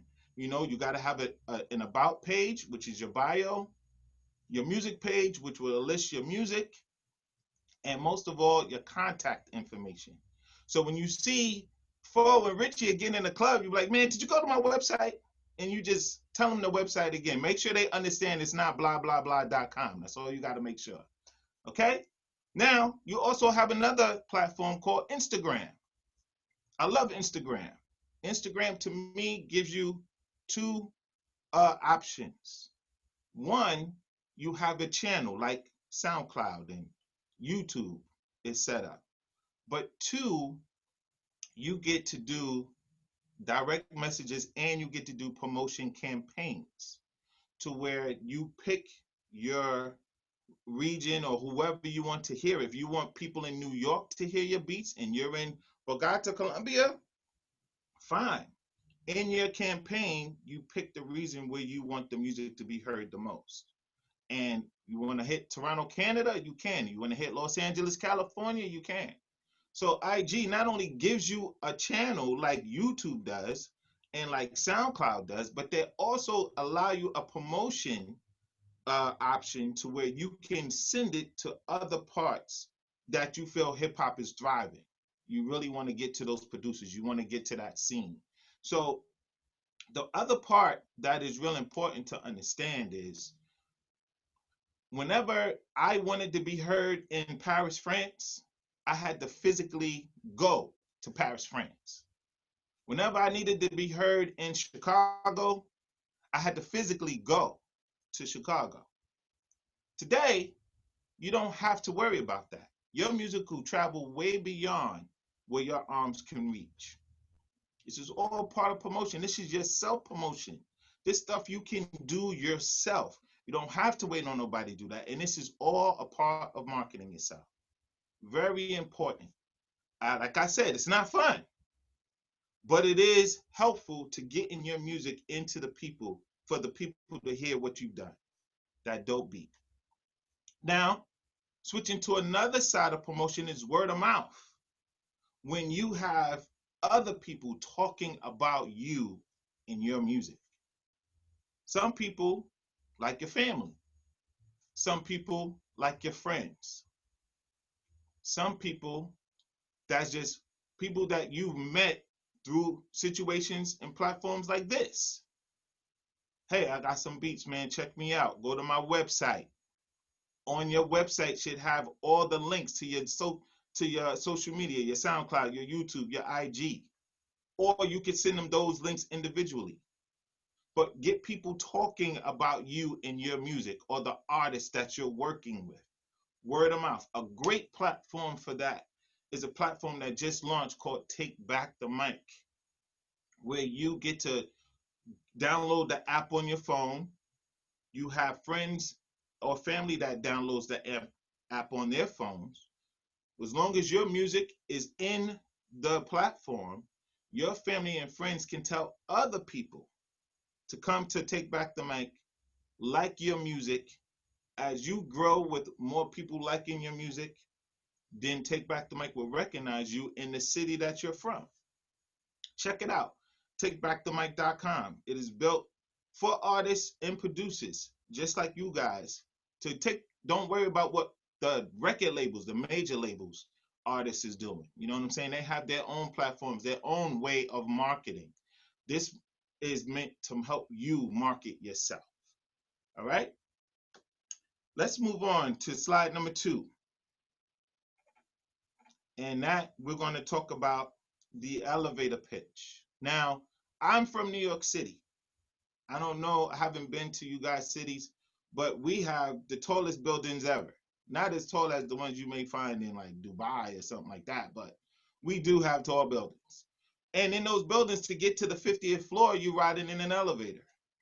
So a lot of our record labels are in higher level floors. So if you're in a lobby, your record label may be on the 20th floor. If I get into the elevator with a record executive, I only have the amount of time of that elevator ride to pitch my beat, to pitch my song. So, or to market my beat, market my song. So now that's where the term elevator pitch comes from. The length of that ride is all the time you got. You don't have a lot of time to talk about your background, talk about your mama, talk about how you made it. You ain't got all that time. You ain't got time to say how Richie took your demo tape and threw it away. You ain't got time like that. You got to promote your record in the time of that elevator ride. So in person, you are one-on-one. What are you going to speak about? You got about 1 minute to explain your track, what it is about, why they should sign you, why you're the hot producer. Okay? In that conversation, you need to be speaking about, 1, who you are. 2, what type of song it is. Could it be trap? Could it be boom bap? You got to speak on what it is. And then most importantly, how they will benefit from it, how you feel your music would benefit their label or their platform, why they should take a listen to it. You have to be convincing. Now, there's lessons on elevator pitch on YouTube tutorials. Please take a minute to check those out, because you never know when Fo might be DJing in your town and you go to the club and you come up and say, hey, yo, Fo, man, I saw you, my brother. And he be like, yeah, he's sipping on his drink. What, www.blah-blah-blah.com? I got you, right? You don't want that to happen. 2, you got the virtual way to pitch your music now, okay? Direct messenger or email. If you get Richie's email address, you might want to send him a nice, brief, small email. Again, stating who you are, what type of music you would like for him to listen to, how he would benefit from it, should he choose it, how will it work for him. And also, you want to make sure you have a good closing with a thank you very much for your time.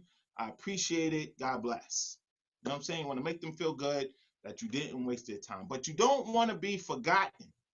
Okay? So make sure in that brief message, you do something to hook them on to grab their attention to where they will give you the 2 minutes and take the time out to listen to your track. Now, how many tracks do you send? You only want to send at least 1 track, and then give them the option to give you, say, hey, I would like to hear some more, okay? To get the multiple tracks. Now, after that, the 3rd one, you might want to just have to say, prepare your music in an easy way for people to listen to it in the email or in the DM. You got to get it to them somehow. They may not hear your website, www.blah-blah-blah.com. They may not comprehend that. So if you're sending them the email, attach the link. Do not attach something for them to download. People are conscious about, one, taking up too much memory on their hard drives. Two, most importantly, viruses. They don't want to take any chance. They don't know you from anybody. You could be a crazy hacker. They don't know. You know what I'm saying? So you want to be able to have a good link that they can tap on, hear the music, read what you're saying, get back to you, because it's something that you are placing, and they're probably looking. A&Rs of record labels is looking for music all the time. It's a lot of music, so they may not get to you right away, but they're still looking, and some people, that's their job, is just to listen to music all day. This, again, is not the pretty side of music. I'm going to keep saying that, but it's something, if you're determined to get your music out to the public, you have to market yourself. Have to market yourself. All right? Let's move on to the next slide. Okay. Now this is kind of important. How to sell your beats. And you've met Richie at the club. He threw your demo tape away. He did not go to your website. You got a great song with a dope artist. You send out some direct messages to some people that you come across their email address or their IG address or their Twitter account, and you try to direct message them. But at the end of the day, you still want to get paid for your work. Why? Because you paid in order to produce the work. You bought Ableton. You know what I'm saying? You upgraded to the newest Ableton. Now you got your sampler. You got everything Richie and Fo showed you what to do. So you put out money. And now you want to try to make money. Again, has nothing to do with the music. Has to do with your business. All right? Very, very, very, very important. So what are the ways you can sell your beats to make money? Well, let's look through it. First, foremost, let's go back to point number one, your website. You should have a music page on your website, which gives the person an option to listen to the music or have the links to wherever your music is being distributed. So if you're using platforms like TuneCore, platforms like CD Baby, that will distribute and put your music on platforms for people to download, like iTunes and Amazon. Now you a title. Now you have a place where there's a price on your music. Your home, in your house, should be the place where they would be able to have that option to buy your music. If you don't have a website, you're losing out. Because where else? How else are they going to get to you? How else will people know about you? Where do you live musically? What are you going to use to promote yourself? Right? So, number one, you want to sell your music?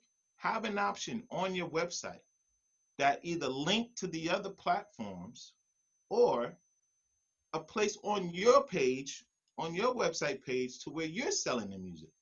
And guess the best part of that, of selling the music on your page? Who gets to set the price? You do. You get to set the price for your situation. So now, if you have another option to where you don't have to, you have your website, you have that in place. Now there's other websites that allow you to sell your beats on their platform, because maybe they attract a larger audience on their website. So you got websites like Airbit, you got websites like BeatStars, and you got websites like Sellfy.com, Sellfy, Sellfy, Sellfy.com. They will sell your beats for you, and you got to work out a deal with them to sell your beats. Last, importantly, the problem with selling your beat is like selling sneakers. If I go to my shoe store and I buy me a pair of Air Jordans, guess what? I own those Jordans. The store don't own those Jordans anymore. Can I resell them? No, I can't. But I don't have, once I made that one price sale, I don't have access to it anymore. So if you sell your beats for one price to somebody and they buy it for $50, guess what? That's all you're going to get for that beat, because now they bought it. You know what I'm saying? You cannot resell that beat. However, if you license your music, licensing is the other way to make money, where you didn't sell the rights to the music, you just gave that individual to right to use your beat, but you still own it. That means somebody else can come along and buy the same beat and use it for whatever they want to use it to, and you get to choose how long they get to use it for, where they get to use it. Is it worldwide or is it just local? That's the choice you get to make if you license your beats. So selling your beats, one-time sale, licensing your beats, multiple uses, and you get paid for that too. So marketing is key. It's not pretty. It's not as fun as creating your music, but it is just as important if you want to get your music to the public. All right. Thank you guys for this time. Danny, we're ready. Awesome. Thank you. Thank you so much, Six. Very cool. You know, one thing I never knew, even though I've been in New York, I never knew that's why it was called an elevator pitch. But that makes total sense. I'm just going to throw the selfie.com on the chat. Yes. I actually got it wrong. Para todos, yo voy a poner el selfie.com.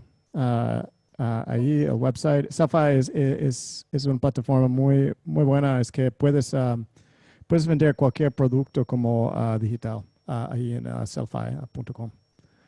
Así que es bueno. Bueno, muchas gracias. Thank you to all of you guys. It's very cool presentations. And queremos terminar este evento. We want to finish this event with a just a discussion. Actually, we just have Sticks, a question. Take back the mic. Is it what's the website on? Can you tell me? I want to take back the mic. Just as like written, right? Take back the mic. Yeah, mic.com. Okay, and would you also mind throwing up what are some of the other websites about that you sell the beats on besides Selfie?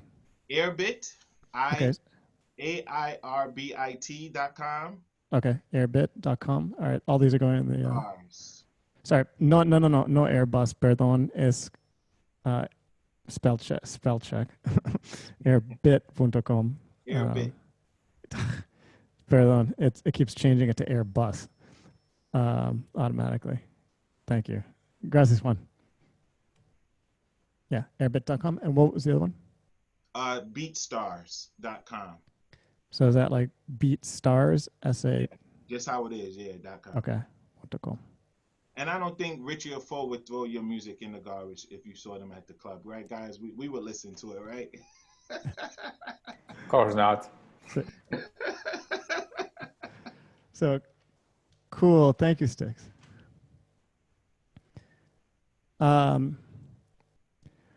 Just a quick question. I don't know. Just a quick question for Sticks or for everybody.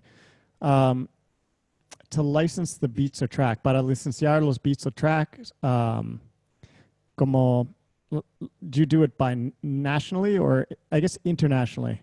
But when you license one, it really depends on the company that you give it to, correct? Yes. You're supposed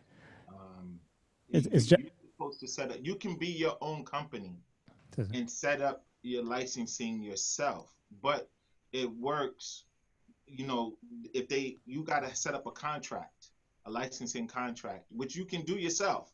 There are companies that will set it up for you, but you can set up a licensing contract yourself. Just Google licensing contracts and how to go about doing it. You can find a YouTube tutorial, but it is one of the ways, best ways for you to make money and still maintain ownership of your music. Sí. Roberto, déjame contestar.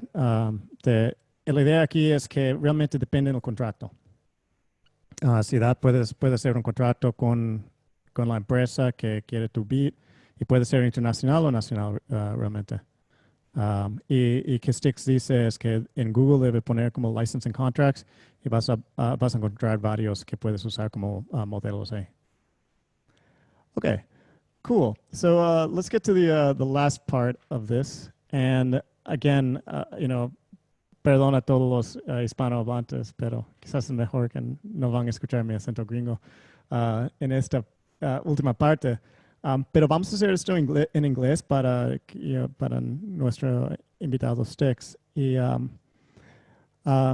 quiero vamos a discutir varias partes de cómo es ser un hip hop producer, porque todos estos invitados realmente viven de la música y viven como productores. So I was just saying that all of you are professional producers and you all make a living through music. So we want to talk about some, basically how you guys were able to do that.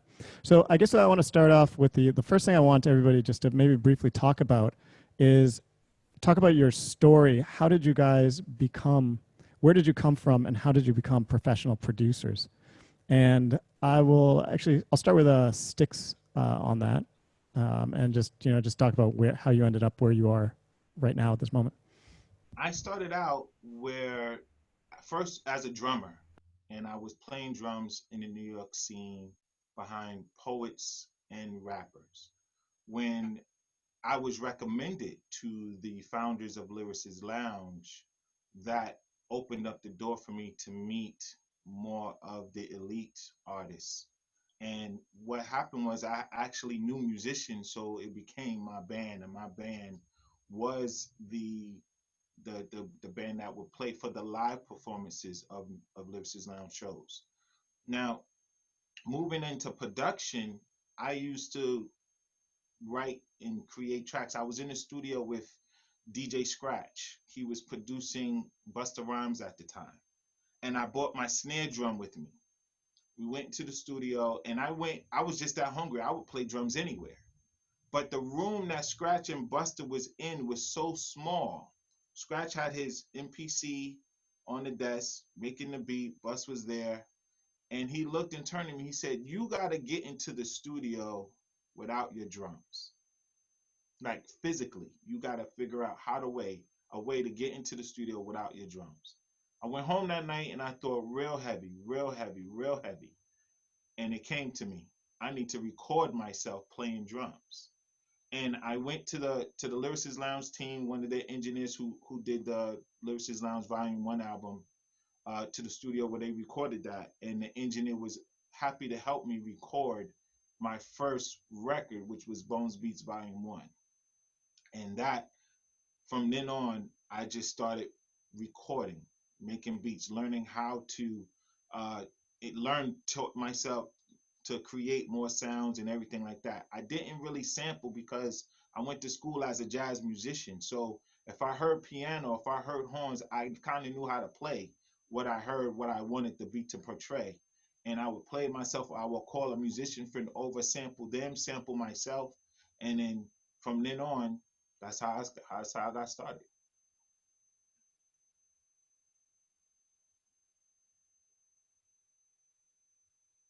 Sorry, let me unmute myself. Thank you.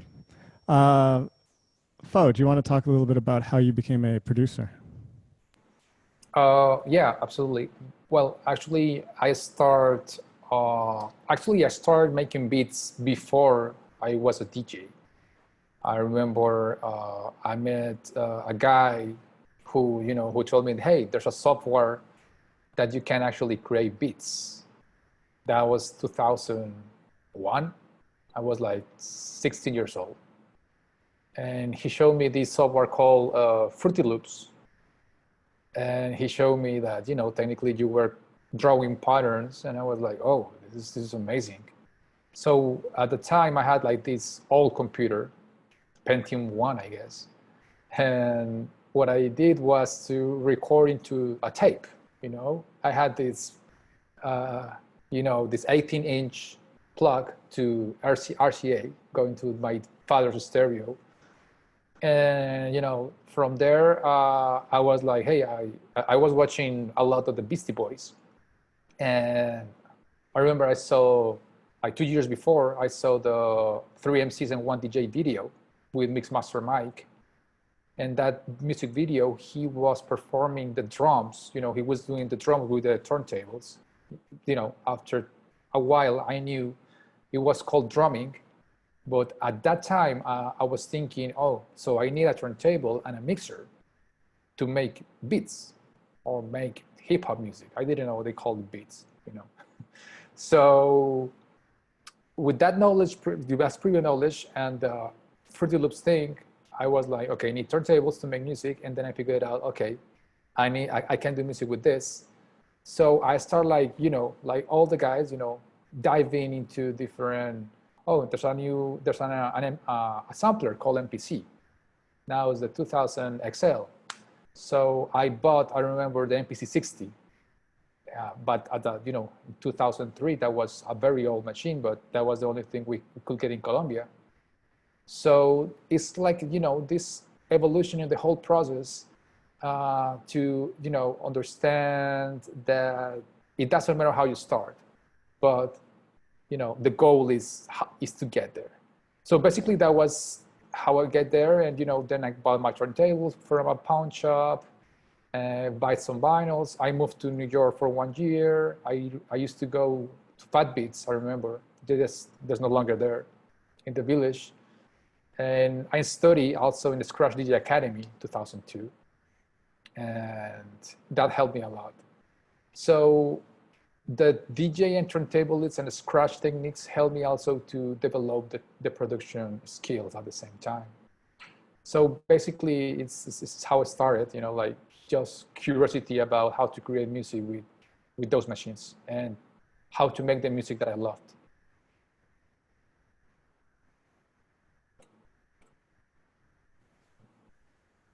I hear Sorry, you. I keep not unmuting myself. Perdón. Gracias, Paul. Thank you. Richie, do you want to talk a little bit about, you know, where you come from and how you got to be a producer, a professional producer? Yes. Well, I can relate to Stick's story because, you know, I come also from drumming. I'm the first and foremost a drummer.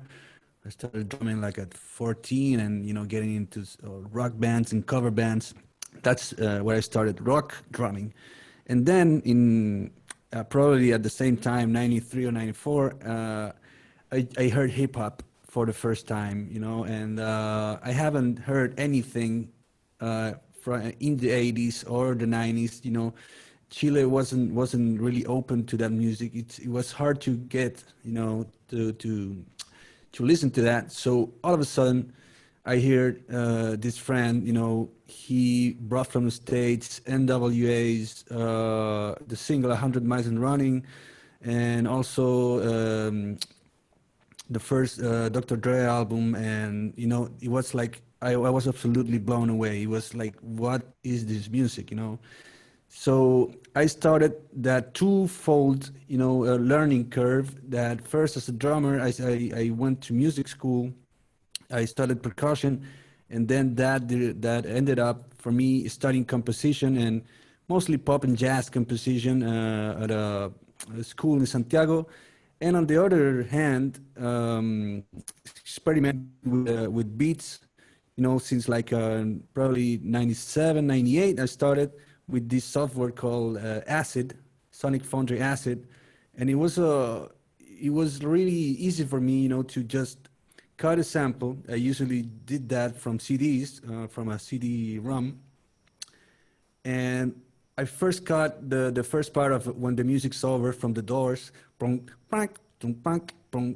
just added some drums to that, and it was like, oh, this is fire, man. And it just began there. I mean, and it was a very parallel sort of things because, you know, hip hop and sampling wasn't considered in my music school as something serious. You know, back then it was like stealing, you know, and very easy, non-professional, not serious music. So I had to like hide this interest in hip hop music, and then it developed into electronic music.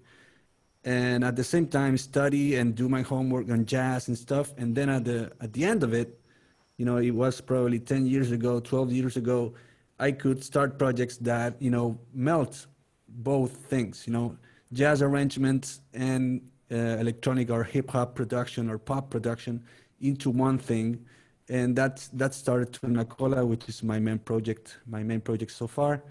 And that sparked, you know, my career as a producer, in which I gather, you know, experimental stuff and, you know, electronic and machine derived music, plus these, you know, these things for this need and writing arrangements and so forth, you know, and recording with live musicians. So that's my thing, you know, electronics, but also with some parts and writing parts and, you know, dealing with real musicians.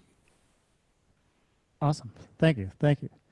Thank you, guys. So let me throw this kind of second question out, and this really relates to, I guess, where everybody's at right now. So once again, Styx, you know, has really been part of the hip hop scene, you know, for years.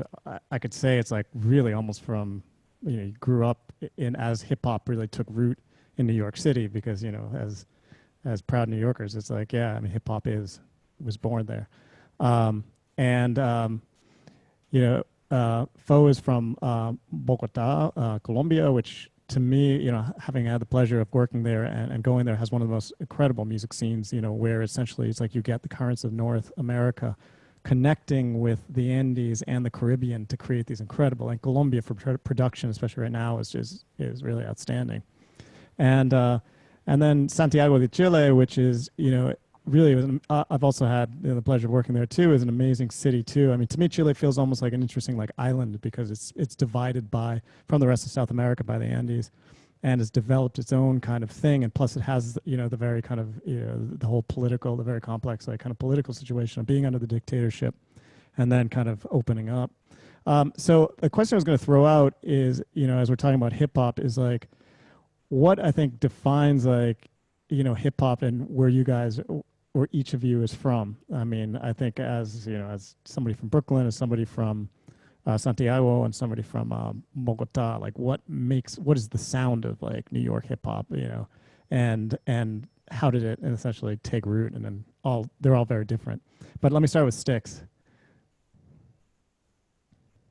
And Styx, could you either speak closer or just turn your mic up a little bit, please? Yeah, so the sound of New York hip hop is the term we use, boom bap, which is basically focused on your drums and your bass. So the snare is really what guys, you know, I from where I came from, we used to call it head nod, because your head nod you would nod your head to that kick and that snare drum. You know what I'm saying? So that right there was just your movement. So New York sound, basically today it has changed. Cardi B and all the rappers that's out today have changed that sound. But the foundation of where all of that was built from, is that boom bap sound, was definitely the drums and the bass that went along with the drums. Listen to an EPMD record, listen to a Nas record, listen to a Tribe Called Quest record, you would hear that kick and that snare thump, and that would just get your head not like this. All the other instrumentation was the beautiful colors that was placed on top of the track. And those colors from those records, as Richie mentioned on Dr. Dre, was records, soul R&B records from the 70s, 60s, 70s, early 80s. You know what I'm saying? And those type of records, they had the musical colors that all they needed was the hip hop, was the drums and the added bass on top of that, New York sound. Awesome. Thank you. Thank you. Fo, do you want to talk about Bogota? Yeah, well, I think in Bogota hip hop, the sound started in 1986, 7, with a group called La Etnia in Bogota, in Las Cruces, which is a neighborhood in the south of Bogota. And this was like this really raw sound. And that's how everything started. you know. Then in 1994, they dropped out an album, and that's considered like the main album in the Bogota's hip hop history, which is called El Ataque del Metano, which translates the methane attack. So I include myself when I heard that. I was like 12 years old. I heard like in the 96, 97, they dropped it in 94. And yeah, it was like the first hip hop thing going on in Bogota, or at least the first thing that I heard. So in the 90s, we had these different groups going on. And then, so this raw kind of sound that, you know, these guys determinate, it was an influence for all the artists that were coming up later. As you were mentioned, since we are in this position close to the United States, so close to the Caribbean, and so in the 2000s and, you know, late 90s, they start to experiment with Caribbean and traditional folkloric, you know, sounds. So we have this phenomenon in 2000s with like groups like Bomba Stereo, which if you listen to it, it's hip hop mixed with Caribbean sounds. So it's no longer a raw sound. It's like, you know, cuisine. You know, you probably have a flavor in your town, but if you go somewhere else, you discover that you can mix those flavors, and it's a dish that could work eventually. So right now in Bogota, we're having different styles. You know, the lo-fi has coming back again. Well, some people call it lo-fi, but for me, it's the, you know, 90s hip hop. You know, if you listen to the lo-fi, is what Wu-Tang was doing, you know, or Jay Dilla was doing, or I don't know. So right now it's lo-fi, but also we have this part that they're doing something more tropical and Caribbean at the same time. So yeah, it's very eclectic. Awesome, thank you. Richie. Well, I think the hip hop scene here started like around the same time as in Bogota, probably 86, with this group.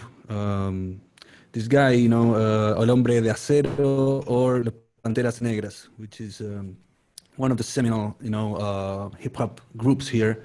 But it was mostly a ghetto thing, you know. It was like I think it got their sound mainly from the East Coast of the United States. And then afterwards, when the West Coast scene in the States started to develop, you know, Chile also reflected that on albums that got, you know, more of this funky vibe from the West Coast. And that derived in this band Los Tetas, which is like this hip hop and funk approach.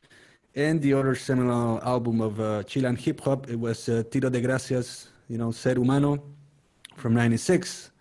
And from then onward, it all boomed, you know, hip hop in the '90s and in the 2000s was really, really big.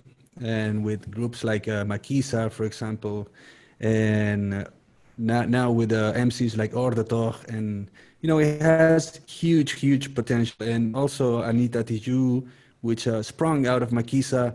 He was one of the really big voices of Latin hip hop right now. So it's a very vibrant scene. It's like you said, Dan, it's like it always is. Most of the time, it's like a very lyrically, politically infused lyrics. You know, usually social issues, and but with some like it's political issues and mainly hard beats, like sound like a little more East Coast, you know, like really raw stuff. And Los Tetas, you know, popularized this like funky vibe to it. And now, you know, old DJs, you know, funny enough, they got into house music, you know. After hip hop, they started, you know, playing house music. And some of the MCs, you know, now they're doing trap music.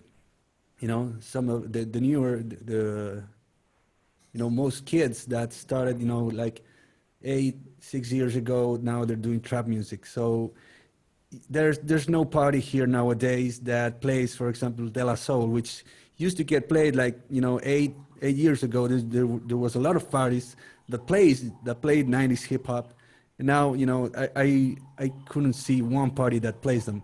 So it's either house music now or trap music, but there's a vibrant scene, you know, of producers and MCs who are rooted in 90s hip hop, which is, you know, the style of hip hop, the era in which, you know, I identify myself as well.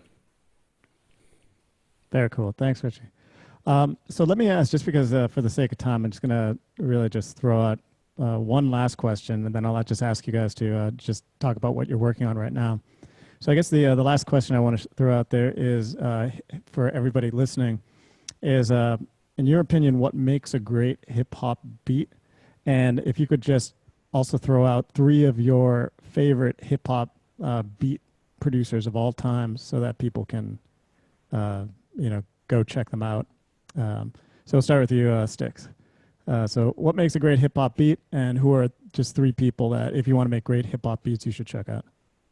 So a great hip hop beat from my era would be the instrumentation. You know, that today's trap music, it doesn't melodically or chord wise move me like the way you know, my favorite producers did. And it, you have the drums, which I could, as a drummer, you know, I could get with whatever your drum pattern in. But the music of today, melodically, is just something. It's just too minor, too diminished, and it doesn't have any soul for me. So a dope beat is something that moves the crowd. Is something that gets, when you can get people up on the floor and dance. Something that you can get people amped about, turning it up in the car. You know what makes that beat is your instrumentation and how you mix that instrumentation. You know what I'm saying? Don't have your something too low and something and none less too loud. Balance out your track so that it is well balanced in any system. Club, car, headphones, you know, make sure your beat is balanced out. And I think regardless of the style that you're using, as long as you're matching that equivalent mastered sound, you should be good to go. You know what I mean? As far as my favorite producers, Jay Dilla, you know, he had a lot of soul, a lot of jazz in his beats, which was used by Tribe Called Quest and De La Soul, my favorite guys. Another one was Pete Rock.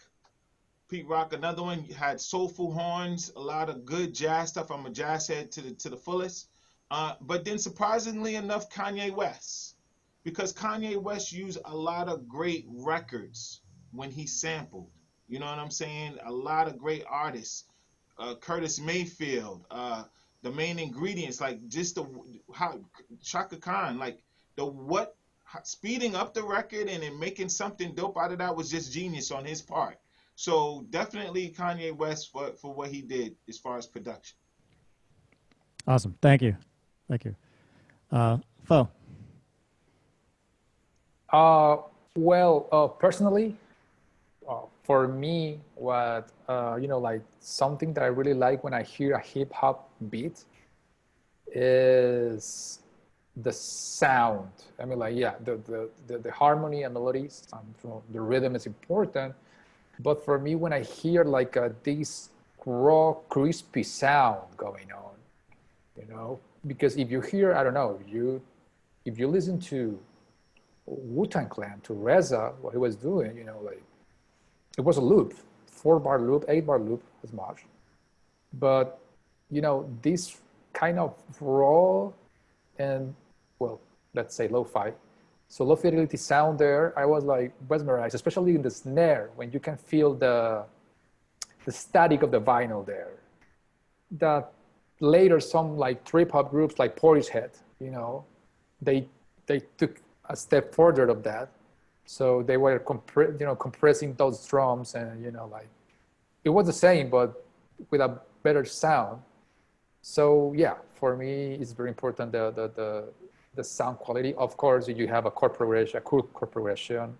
I'm a huge fan of soul music. But yeah, I've been thinking about it, and I think it's the rawness in the sound. And about the producers that I think I like, because everything, it's changing every time. But I must say that my favorite producer is Danger Mouse, to be honest.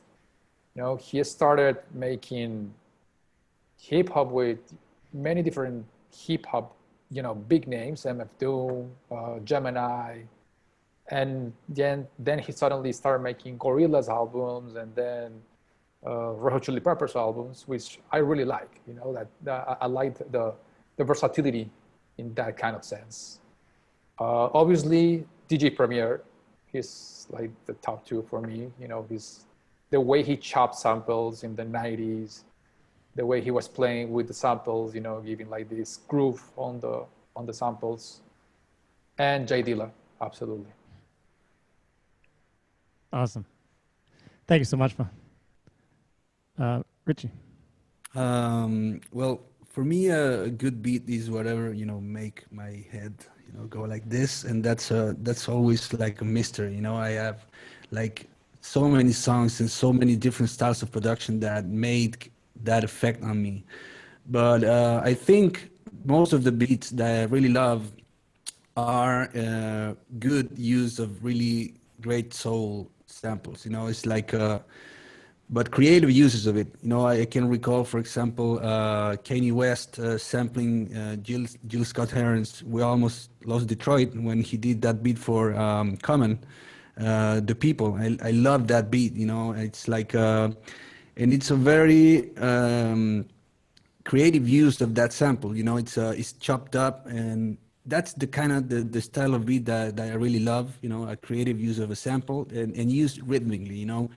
Use like, for example, like DJ Premier uses his sample, like really cut up. His work for Gangster is amazing, and yeah, so it's like that rhythmic, that sampled rhythmic feeling to it. And my favorite producers, would be, I think DJ Premier is like that cut up kind of a production style I really love. I have to say, I was gonna say, also Kanye West as a producer is amazing. It's just amazing. And also, I really love the freaky stuff like MF Doom, producing his own music. I really, really like his sound, and that album he got out, and that series is called Special Herbs. It's really freaky and funky, and I really love that. You might say, lo-fi sound. It's like really a freaky way of using samples. Awesome. Thank you, Richie. So let me just, we're just going to wrap this up. And first of all, once again, I just want to say thank you. Thank you to all of you for taking part in this first, truly international user group. Like I say, it's crazy because we are actually on 4 different continents at the moment because Fo is actually in Dubai. But it's amazing that we can come together and do this. So let me just say that in Spanish. Muchas gracias a todos ustedes que llegaron aquí a este evento. Realmente es la primera vez que hacemos este como grupo usuario internacional. Y es realmente buenísimo que estamos realmente en 4 continentes al momento, pero que nos podemos juntar, discutir sobre Ableton, la música y claro, hip hop. I'm going to just leave off with one last question, which is just talk about any projects that that you're working on that you want to share right now. Y solo voy a dejar esto con la última cosa que es que van a hablar sobre los proyectos en que están trabajando. So Sticks. So I just released a hip hop jazz, not hip hop, but funk jazz record that's marketed toward guys like you guys, producers and DJs. It's called Breaks from the Soul. I'm actually, this is the artwork right behind me. Breaks from the Soul. Y'all can check it out on all y'all platforms, and I think you'll find some dope drums on there, some dope guitar sounds that you might want to include in your music production. Gracias. Thank you, Six. Go, Phil. Thank you. Sorry. Well, right now I'm working musically. I'm gonna drop an instrumental album, as I told you, as I told to everyone at the beginning when I was doing my workshop. You know, during the pandemic, I found a lot of old files, old Ableton files, and I was like, hey, why I never dropped this out. So, you know, it was like taking all those quick beats and, you know, adding some actual knowledge, and oh, I know how to compress now. So yeah, so that's like one of the actual projects. I have a hip hop project in Colombia. It's called Melmax 69. Yeah, we are there. We're still there. And on the other hand, I work for a company. Can I say the name? Yes. Of course. Claro. Claro. Thank you. So it's called Paul Pioneer DJ. Probably some people there know this company. You know, they make CDJs, mixers. So I help them to create products. And recently, well, I've been working in a project from 2 years ago. And yeah, so this is a new project that is coming out soon. It's coming out real soon. This product. So yeah, I feel very proud because it's a product for the hip hop community, and I can't say anymore, but it's coming out soon. Awesome, awesome. Thank you, Phil. Richie. I'm quarantine is a very crazy time, and it's a very special time for writing music. I mean, I've been writing and doing a lot of music since I'm locked up in this space here, you know, surrounded by instruments. So I'm releasing through my own label. I released my label like 3 months ago, in which I'm gonna start as a platform for releasing my music and some fellow colleagues' music. And my first release in that label was Chomba Boom. This is a hip hop collaboration between me and fellow Brooklynite Lokita Trickster, who's an MC from Brooklyn, now living in Mexico City. And that collaboration project has been there like for 10 years. And also an electronic ambient album, which is gonna last like 7 hours. It's 8 different releases, and that was made in quarantine with different electronic artists in Chile, and through internet, you know, just sending sounds to through audio movers, listen to, you know. So they were essentially improvisations, and you know, I gathered the whole material and produced that. And there's also my electronic project, my solo electronic project is due out November. That's called Yo Yo Yo. And another Tunacola album, which is my main project. The 4th album from Tunacola is due out in early 2021. So I've been working a lot on that. So it's been crazy. Quarantine has been crazy for, you know, just making music. Awesome. Gracias, gracias. So just right before we wrap up, we do have a couple of questions, if you don't mind. Here, so let me just check out. Okay. All right, so one question that was asked is, have you experienced TikTok, or have you tried some marketing plan on it? This is from Juan Sotelo. The music scene on TikTok isn't too big. So does anybody want to take on TikTok, or has anybody used it and has had experience? Okay, cool. So, así que puedes contestarlo en español. Sí, sí. Sí, bueno, yo la verdad con TikTok no he tenido muchos acercamientos hasta que empecé a vivir aquí en Dubái. Y en Dubái es más alto que Instagram. TikTok ha creado estrellas tanto de TikTok como musicales.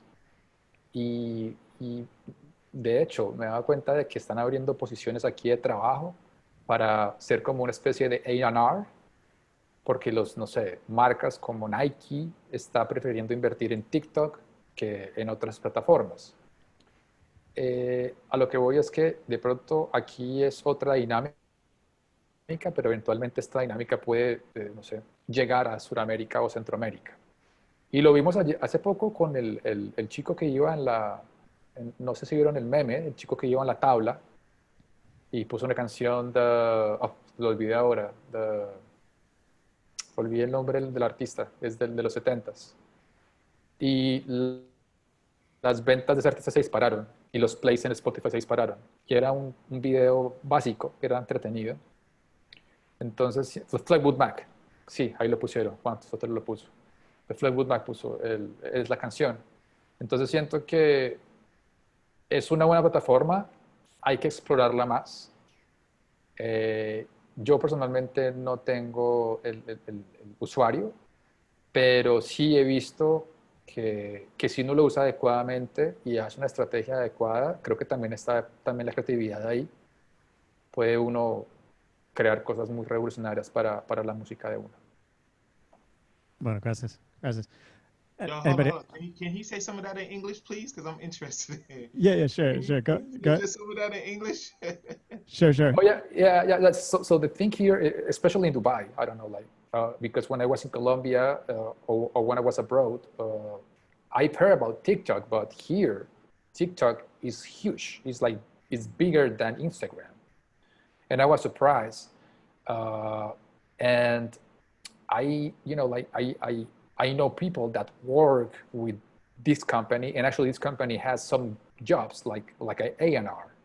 So he's trying to find, artists that match with the stories that the people, upload.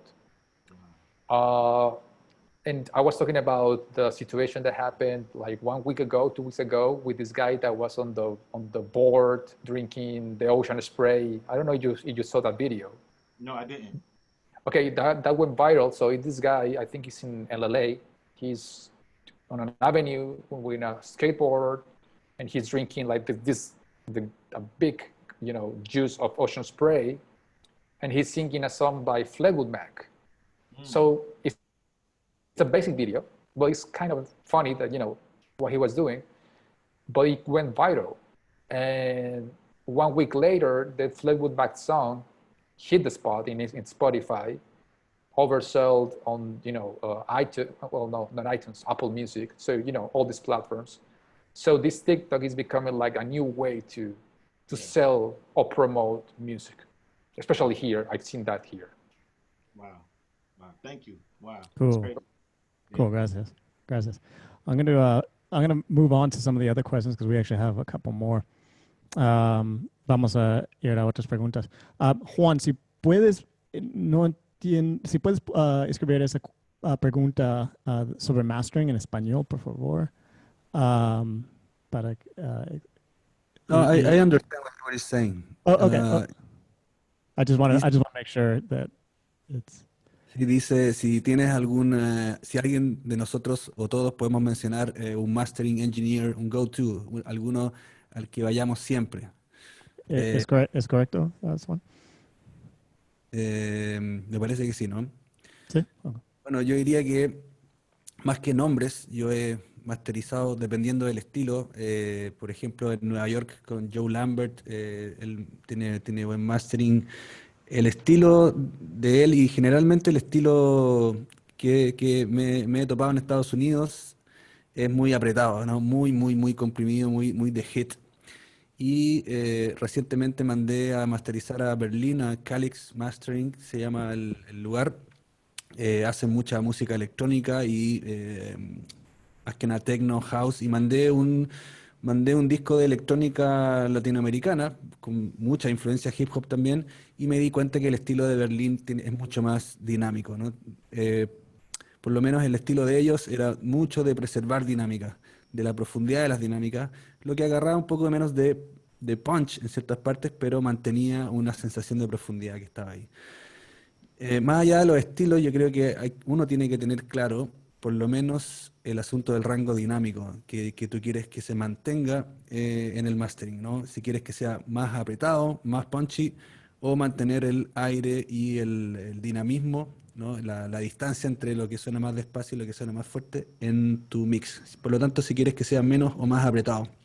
Yo creo que eso es algo que uno tiene que ir con el tiempo quizás practicando con una cadena de mastering en el DAW, ir apretando nada más y ver cómo va sonando un mix más apretado o menos apretado. Y ahí uno va a ir entendiendo de a poco qué es lo que uno quiere conseguir.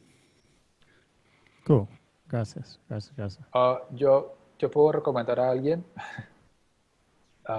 Hay un ingeniero de Colombia con el que yo trabajé mucho tiempo, lo que hacía de hip hop, porque también tengo otros proyectos más electrónicos. Se llama Felipe López, o Camilo Silva también. También trabajé con Camilo, es muy bueno. Pero Felipe me gustó mucho como su acercamiento con la música electrónica y lo que decía Richie, el rango dinámico que maneja Felipe es muy chévere. Lo puedes buscar como onda selecta. Y, y si quieres, y si tienes presupuesto, te recomiendo en Estados Unidos a Daddy Kev, que es el que masteriza Run the Jewels. Si lo puedes buscar ahí. Él viene del grupo de Low End Theory en Los Ángeles. Todo este movimiento de fiestas que hubo, él, él sí es no sé, él es muy chévere. Pero te recomiendo esos dos, Felipe y Daddy Kev. Y Camilo también, Camilo Silva. Cool. Gracias, Phil.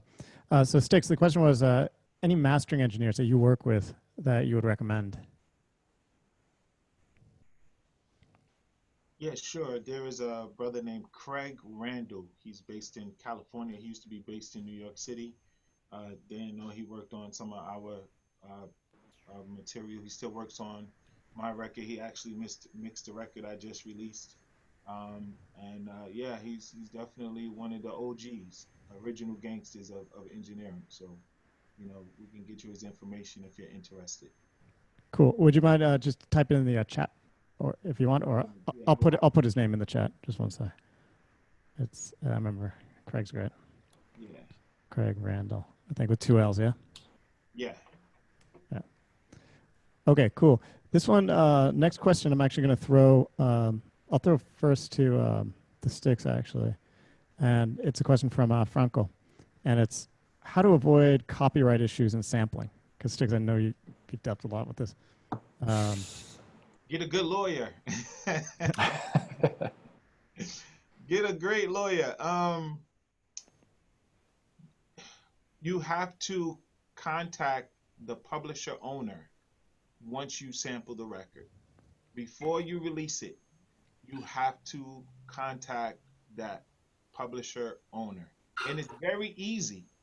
Just check the PROs, ASCAP, BMI, or CSAC. Whatever record you're sampling, find that artist in ASCAP, BMI, or CSAC, and they will list the publisher owner of the record. Then you have your representation contact them, letting them know you want to sample this record or you want to release the record with this sample. Now, if you do a remake, let's say you take a Tribe Called Quest and you remake the whole record, then you need to go to Harry Fox Agency and they will give you a license to just remake the song. It's not a sample clearance. It's just a license. If you're going to do the lyrics, the track, the whole remake of that record, you go to Harry Fox Agency. Cool. Thank you. Thank you. Anything, Richie? Yeah, puedes decirlo en español si quieres. No, I just wanted to say from my own experience, in Chile, for example, maybe Costa Rica is the same thing. It's a small market, and I've released music without clearing samples, and nothing has happened. And very popular music, Corona, the Rhythm of the Night. It was part of one of my hit songs, and that means a hit song means not that much plays, but something that really called for attention at one point. And well, my advice would be if you're gonna make a hit single, and if the song becomes a hit, you might have legal problems, but in a very wide range of producers and song makers, that at least in Chile has never been a problem, and we always break the law. And in those terms, it's unavoidable that you use a sample and you're breaking the law. I mean, there's no rule that you might sample a tiny bit, you know, that doesn't exist, you know, you're always breaking the law. But if you're a SoundCloud producer, for example, if you're uploading music to your friends, that's not a problem. And even to some Spotify, people that take it to the next level, more serious, that might not be a problem in 95% of the cases of music, at least made here. I never heard of that being a problem here. So I know in the States very, very famous cases of it, and friends that have been with legal problems producing in the States, but not here. So it's a kind of a different thing. I don't know. Cool, gracias. Any thoughts on it? ¿En español o en inglés? Sí, en español si quieres. Sí, pues yo siento que la situación es la cantidad de dinero que hagas con una canción que tenga un sample. ¿Sabes? Si digamos tienes 100 plays en SoundCloud, a los labels no les importa. Pero cuando ya golpeas los 10 millones, ellos saben que hay dinero y te van a buscar. Es por ejemplo lo que está haciendo J Balvin, que está tomando samples muy famosos, que ahora tomó el de Sana Supa Crew, el de Angela. Pero pues claro, él tiene el dinero para pagar esto y está blindado legalmente. Pero como dice Richie, es verdad. Yo he ampliado cosas muy famosas y llegan a solo, no sé, miles de plays en SoundCloud y nunca me ha pasado nada. Pero sí sé que lo que pasa en Estados Unidos y en Alemania también son muy exigentes con eso. El uso de samples, el clearance que llaman, hay que tomarlo muy en serio. De hecho, por ahí vi la noticia de un problema que hubo entre Nicki Minaj y ¿cómo se llama la chica de Fast Car? I forgot her name. Fast Car is Tracy Chapman. Tracy Chapman. La Gracias. canción. Sí, Yeah, thank you. yeah. Song, yeah. Sí, hubo un problema con Tracy Chapman y Nicki Minaj, porque Nicki Minaj usó un sample de ella, pero ella nunca lo sacó, nunca le hizo el release. Y creo que un DJ lo utilizó en un mixtape y Tracy Chapman escuchó el mixtape por alguna razón, por coincidencia, y demandó a Nicki Minaj. Entonces decían que si Tracy Chapman llegaba a ganar esta demanda, el negocio de la música se podía volver como una tiranía, porque cualquier cosa unreleased podía ser demandable.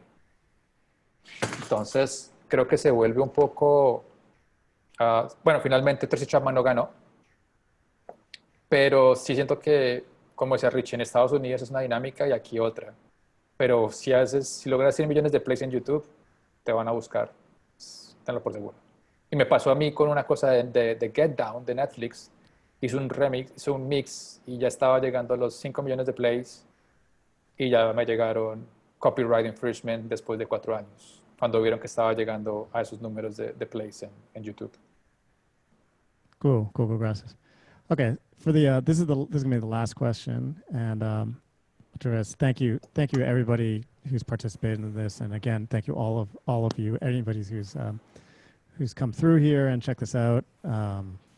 Thank you for checking out this event, and again, thank you to DJLab, and thank you to Esteban Howell for helping to organize this.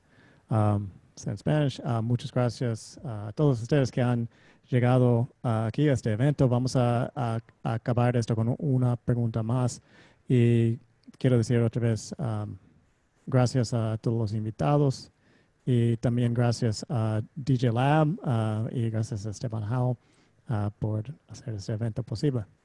Okay, esta es la última pregunta, la voy a decir en inglés. So it's from Kevin Martinez. He says, "What's up, guys? I have a question. I'm also a drummer, and I don't know that much about melody or harmony. So do you have a trick or tip for a person that wants to make chord progressions or catchy melodies for beats, but doesn't know that much of melody?" So Styx, I'll let you answer that first. I was going to give it to Richie. One of the tricks to a melody, the melody is what you remember. Is what you hum. Row, row, row your boat gently down the stream. That's the melody. So the drums is just rhythm. You can create different rhythms, but the part that you want the people to sing is what you play on your piano along on top of your rhythm. All right. So however you hum that out, you may have to press a couple until you find the right one. You loop that, and that is your melody on top of the drum rhythm that you're picking, whether it be boom bap, trap, electronic, whatever it is. The drums is just your rhythm. Unless you have tones that will play a melodic sound. But most of all, the drums is just your rhythm. Richie? Yeah, Thank you, I Six. would say similar thing, just get the rhythm done, and then you can make it simple. It's like four notes in the piano. La la la, da, da, la, the Lauryn Hill songs, for example, or a number of songs that is like four notes, and the rhythm isn't complicated because the beat already has that syncopated and nice rhythm. Most of the tunes you remember are really, really simple, and you might do them with one finger on the keyboard. You don't need all 5 or 10 fingers; just one finger will do.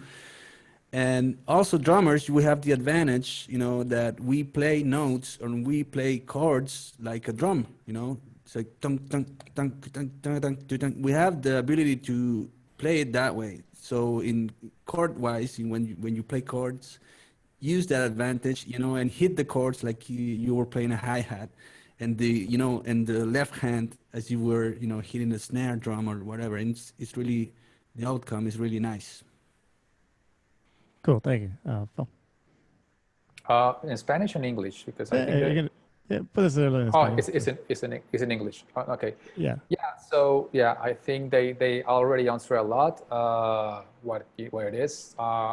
When my students ask me the difference between melody and harmony, I always say melody. Let's think about Billie Jean.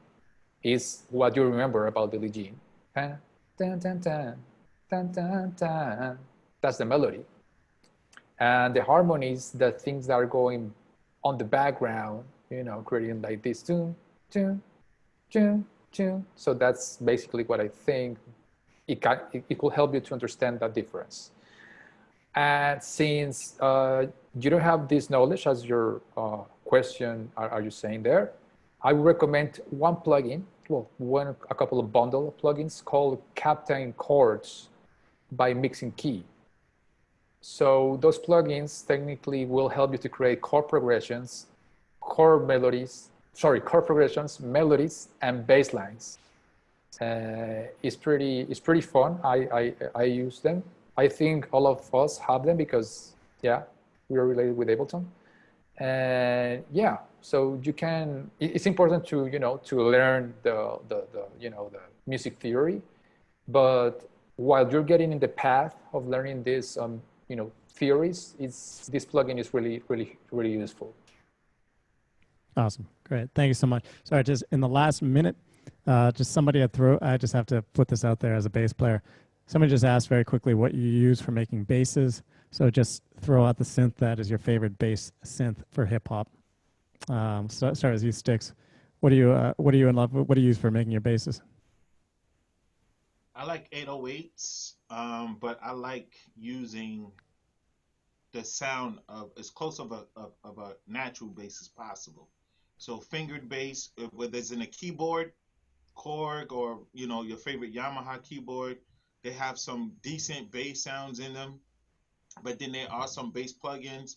So I like to use the synth bass, sub bass to give that low end. But when you want the speakers to rattle, of course, you got to use that 808.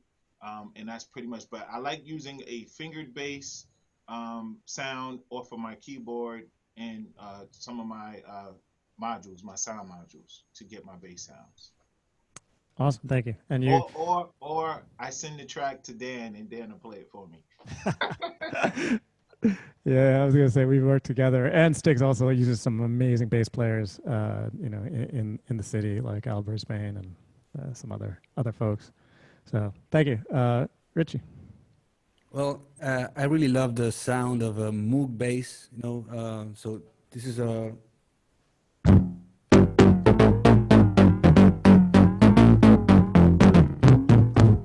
So you actually can get a real Moog or a tiny Minitor module, which is not that expensive. That is really fine piece of equipment. But otherwise, you can emulate it through Arturia. Arturia has the Mini V3, and that's a very, very good emulation of a Moog bass. And you also got from the same brand the SEM V2, which is an Oberheim emulation, really, really good bass.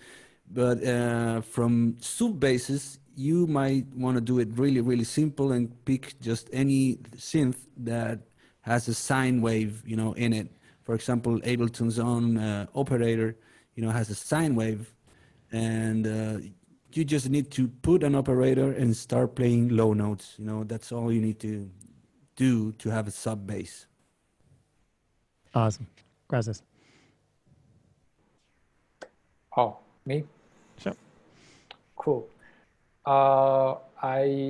As Richie said, I will recommend the operator, especially if we're talking about hip hop. There's one preset that I believe everyone has used. It's called hip hop bass, which is like, actually I saw a meme, you know, the meme with the girl walking with his, you know, girlfriend, and he's turning back, and his girlfriend is like, you know, all these fancy plugins, you know, all those, and he's turning to look the, you know, the humble sub bass by operator. That's one I use a lot. I changed a couple of things, you know, to don't be very repetitive. But lately I have used, because I don't have my hardware here, I have used Reason. You know, Reason, you can use it right now as a plugin inside Ableton Live. And there's an instrument in Reason that I haven't tried before, and it's called a monotone bass. Monotone bass. I'm gonna put it in the chat. And it's basically a Moog synthesizer. And oh man, the low end is amazing. Awesome. Awesome. Cool. Awesome. Great. So once again, thank you to everybody who came through here, and thank you to you know, amazing brother producers of mine, and so we will you know, we'll be continuing the series of talks, and you know, we'll have different guests from around the world doing different styles of music. Once again, we'll be working with techno and house and reggaeton, and so this is actually going to be a kind of a 6 series, you know, monthly user group, international user group. So thank you, everybody. Muchas gracias a todos, y vamos a seguir con estos eventos con diferentes estilos como de reggaeton, de house, de techno, cumbia, y pienso que será uno. Y gracias a todos, y espero que nos vemos en el próximo. So take care, everybody, and hopefully to see you in the next one. Cheers. Bye. Cheers. Chao a Cheers. todos. Gracias. Nos vemos. Adiós.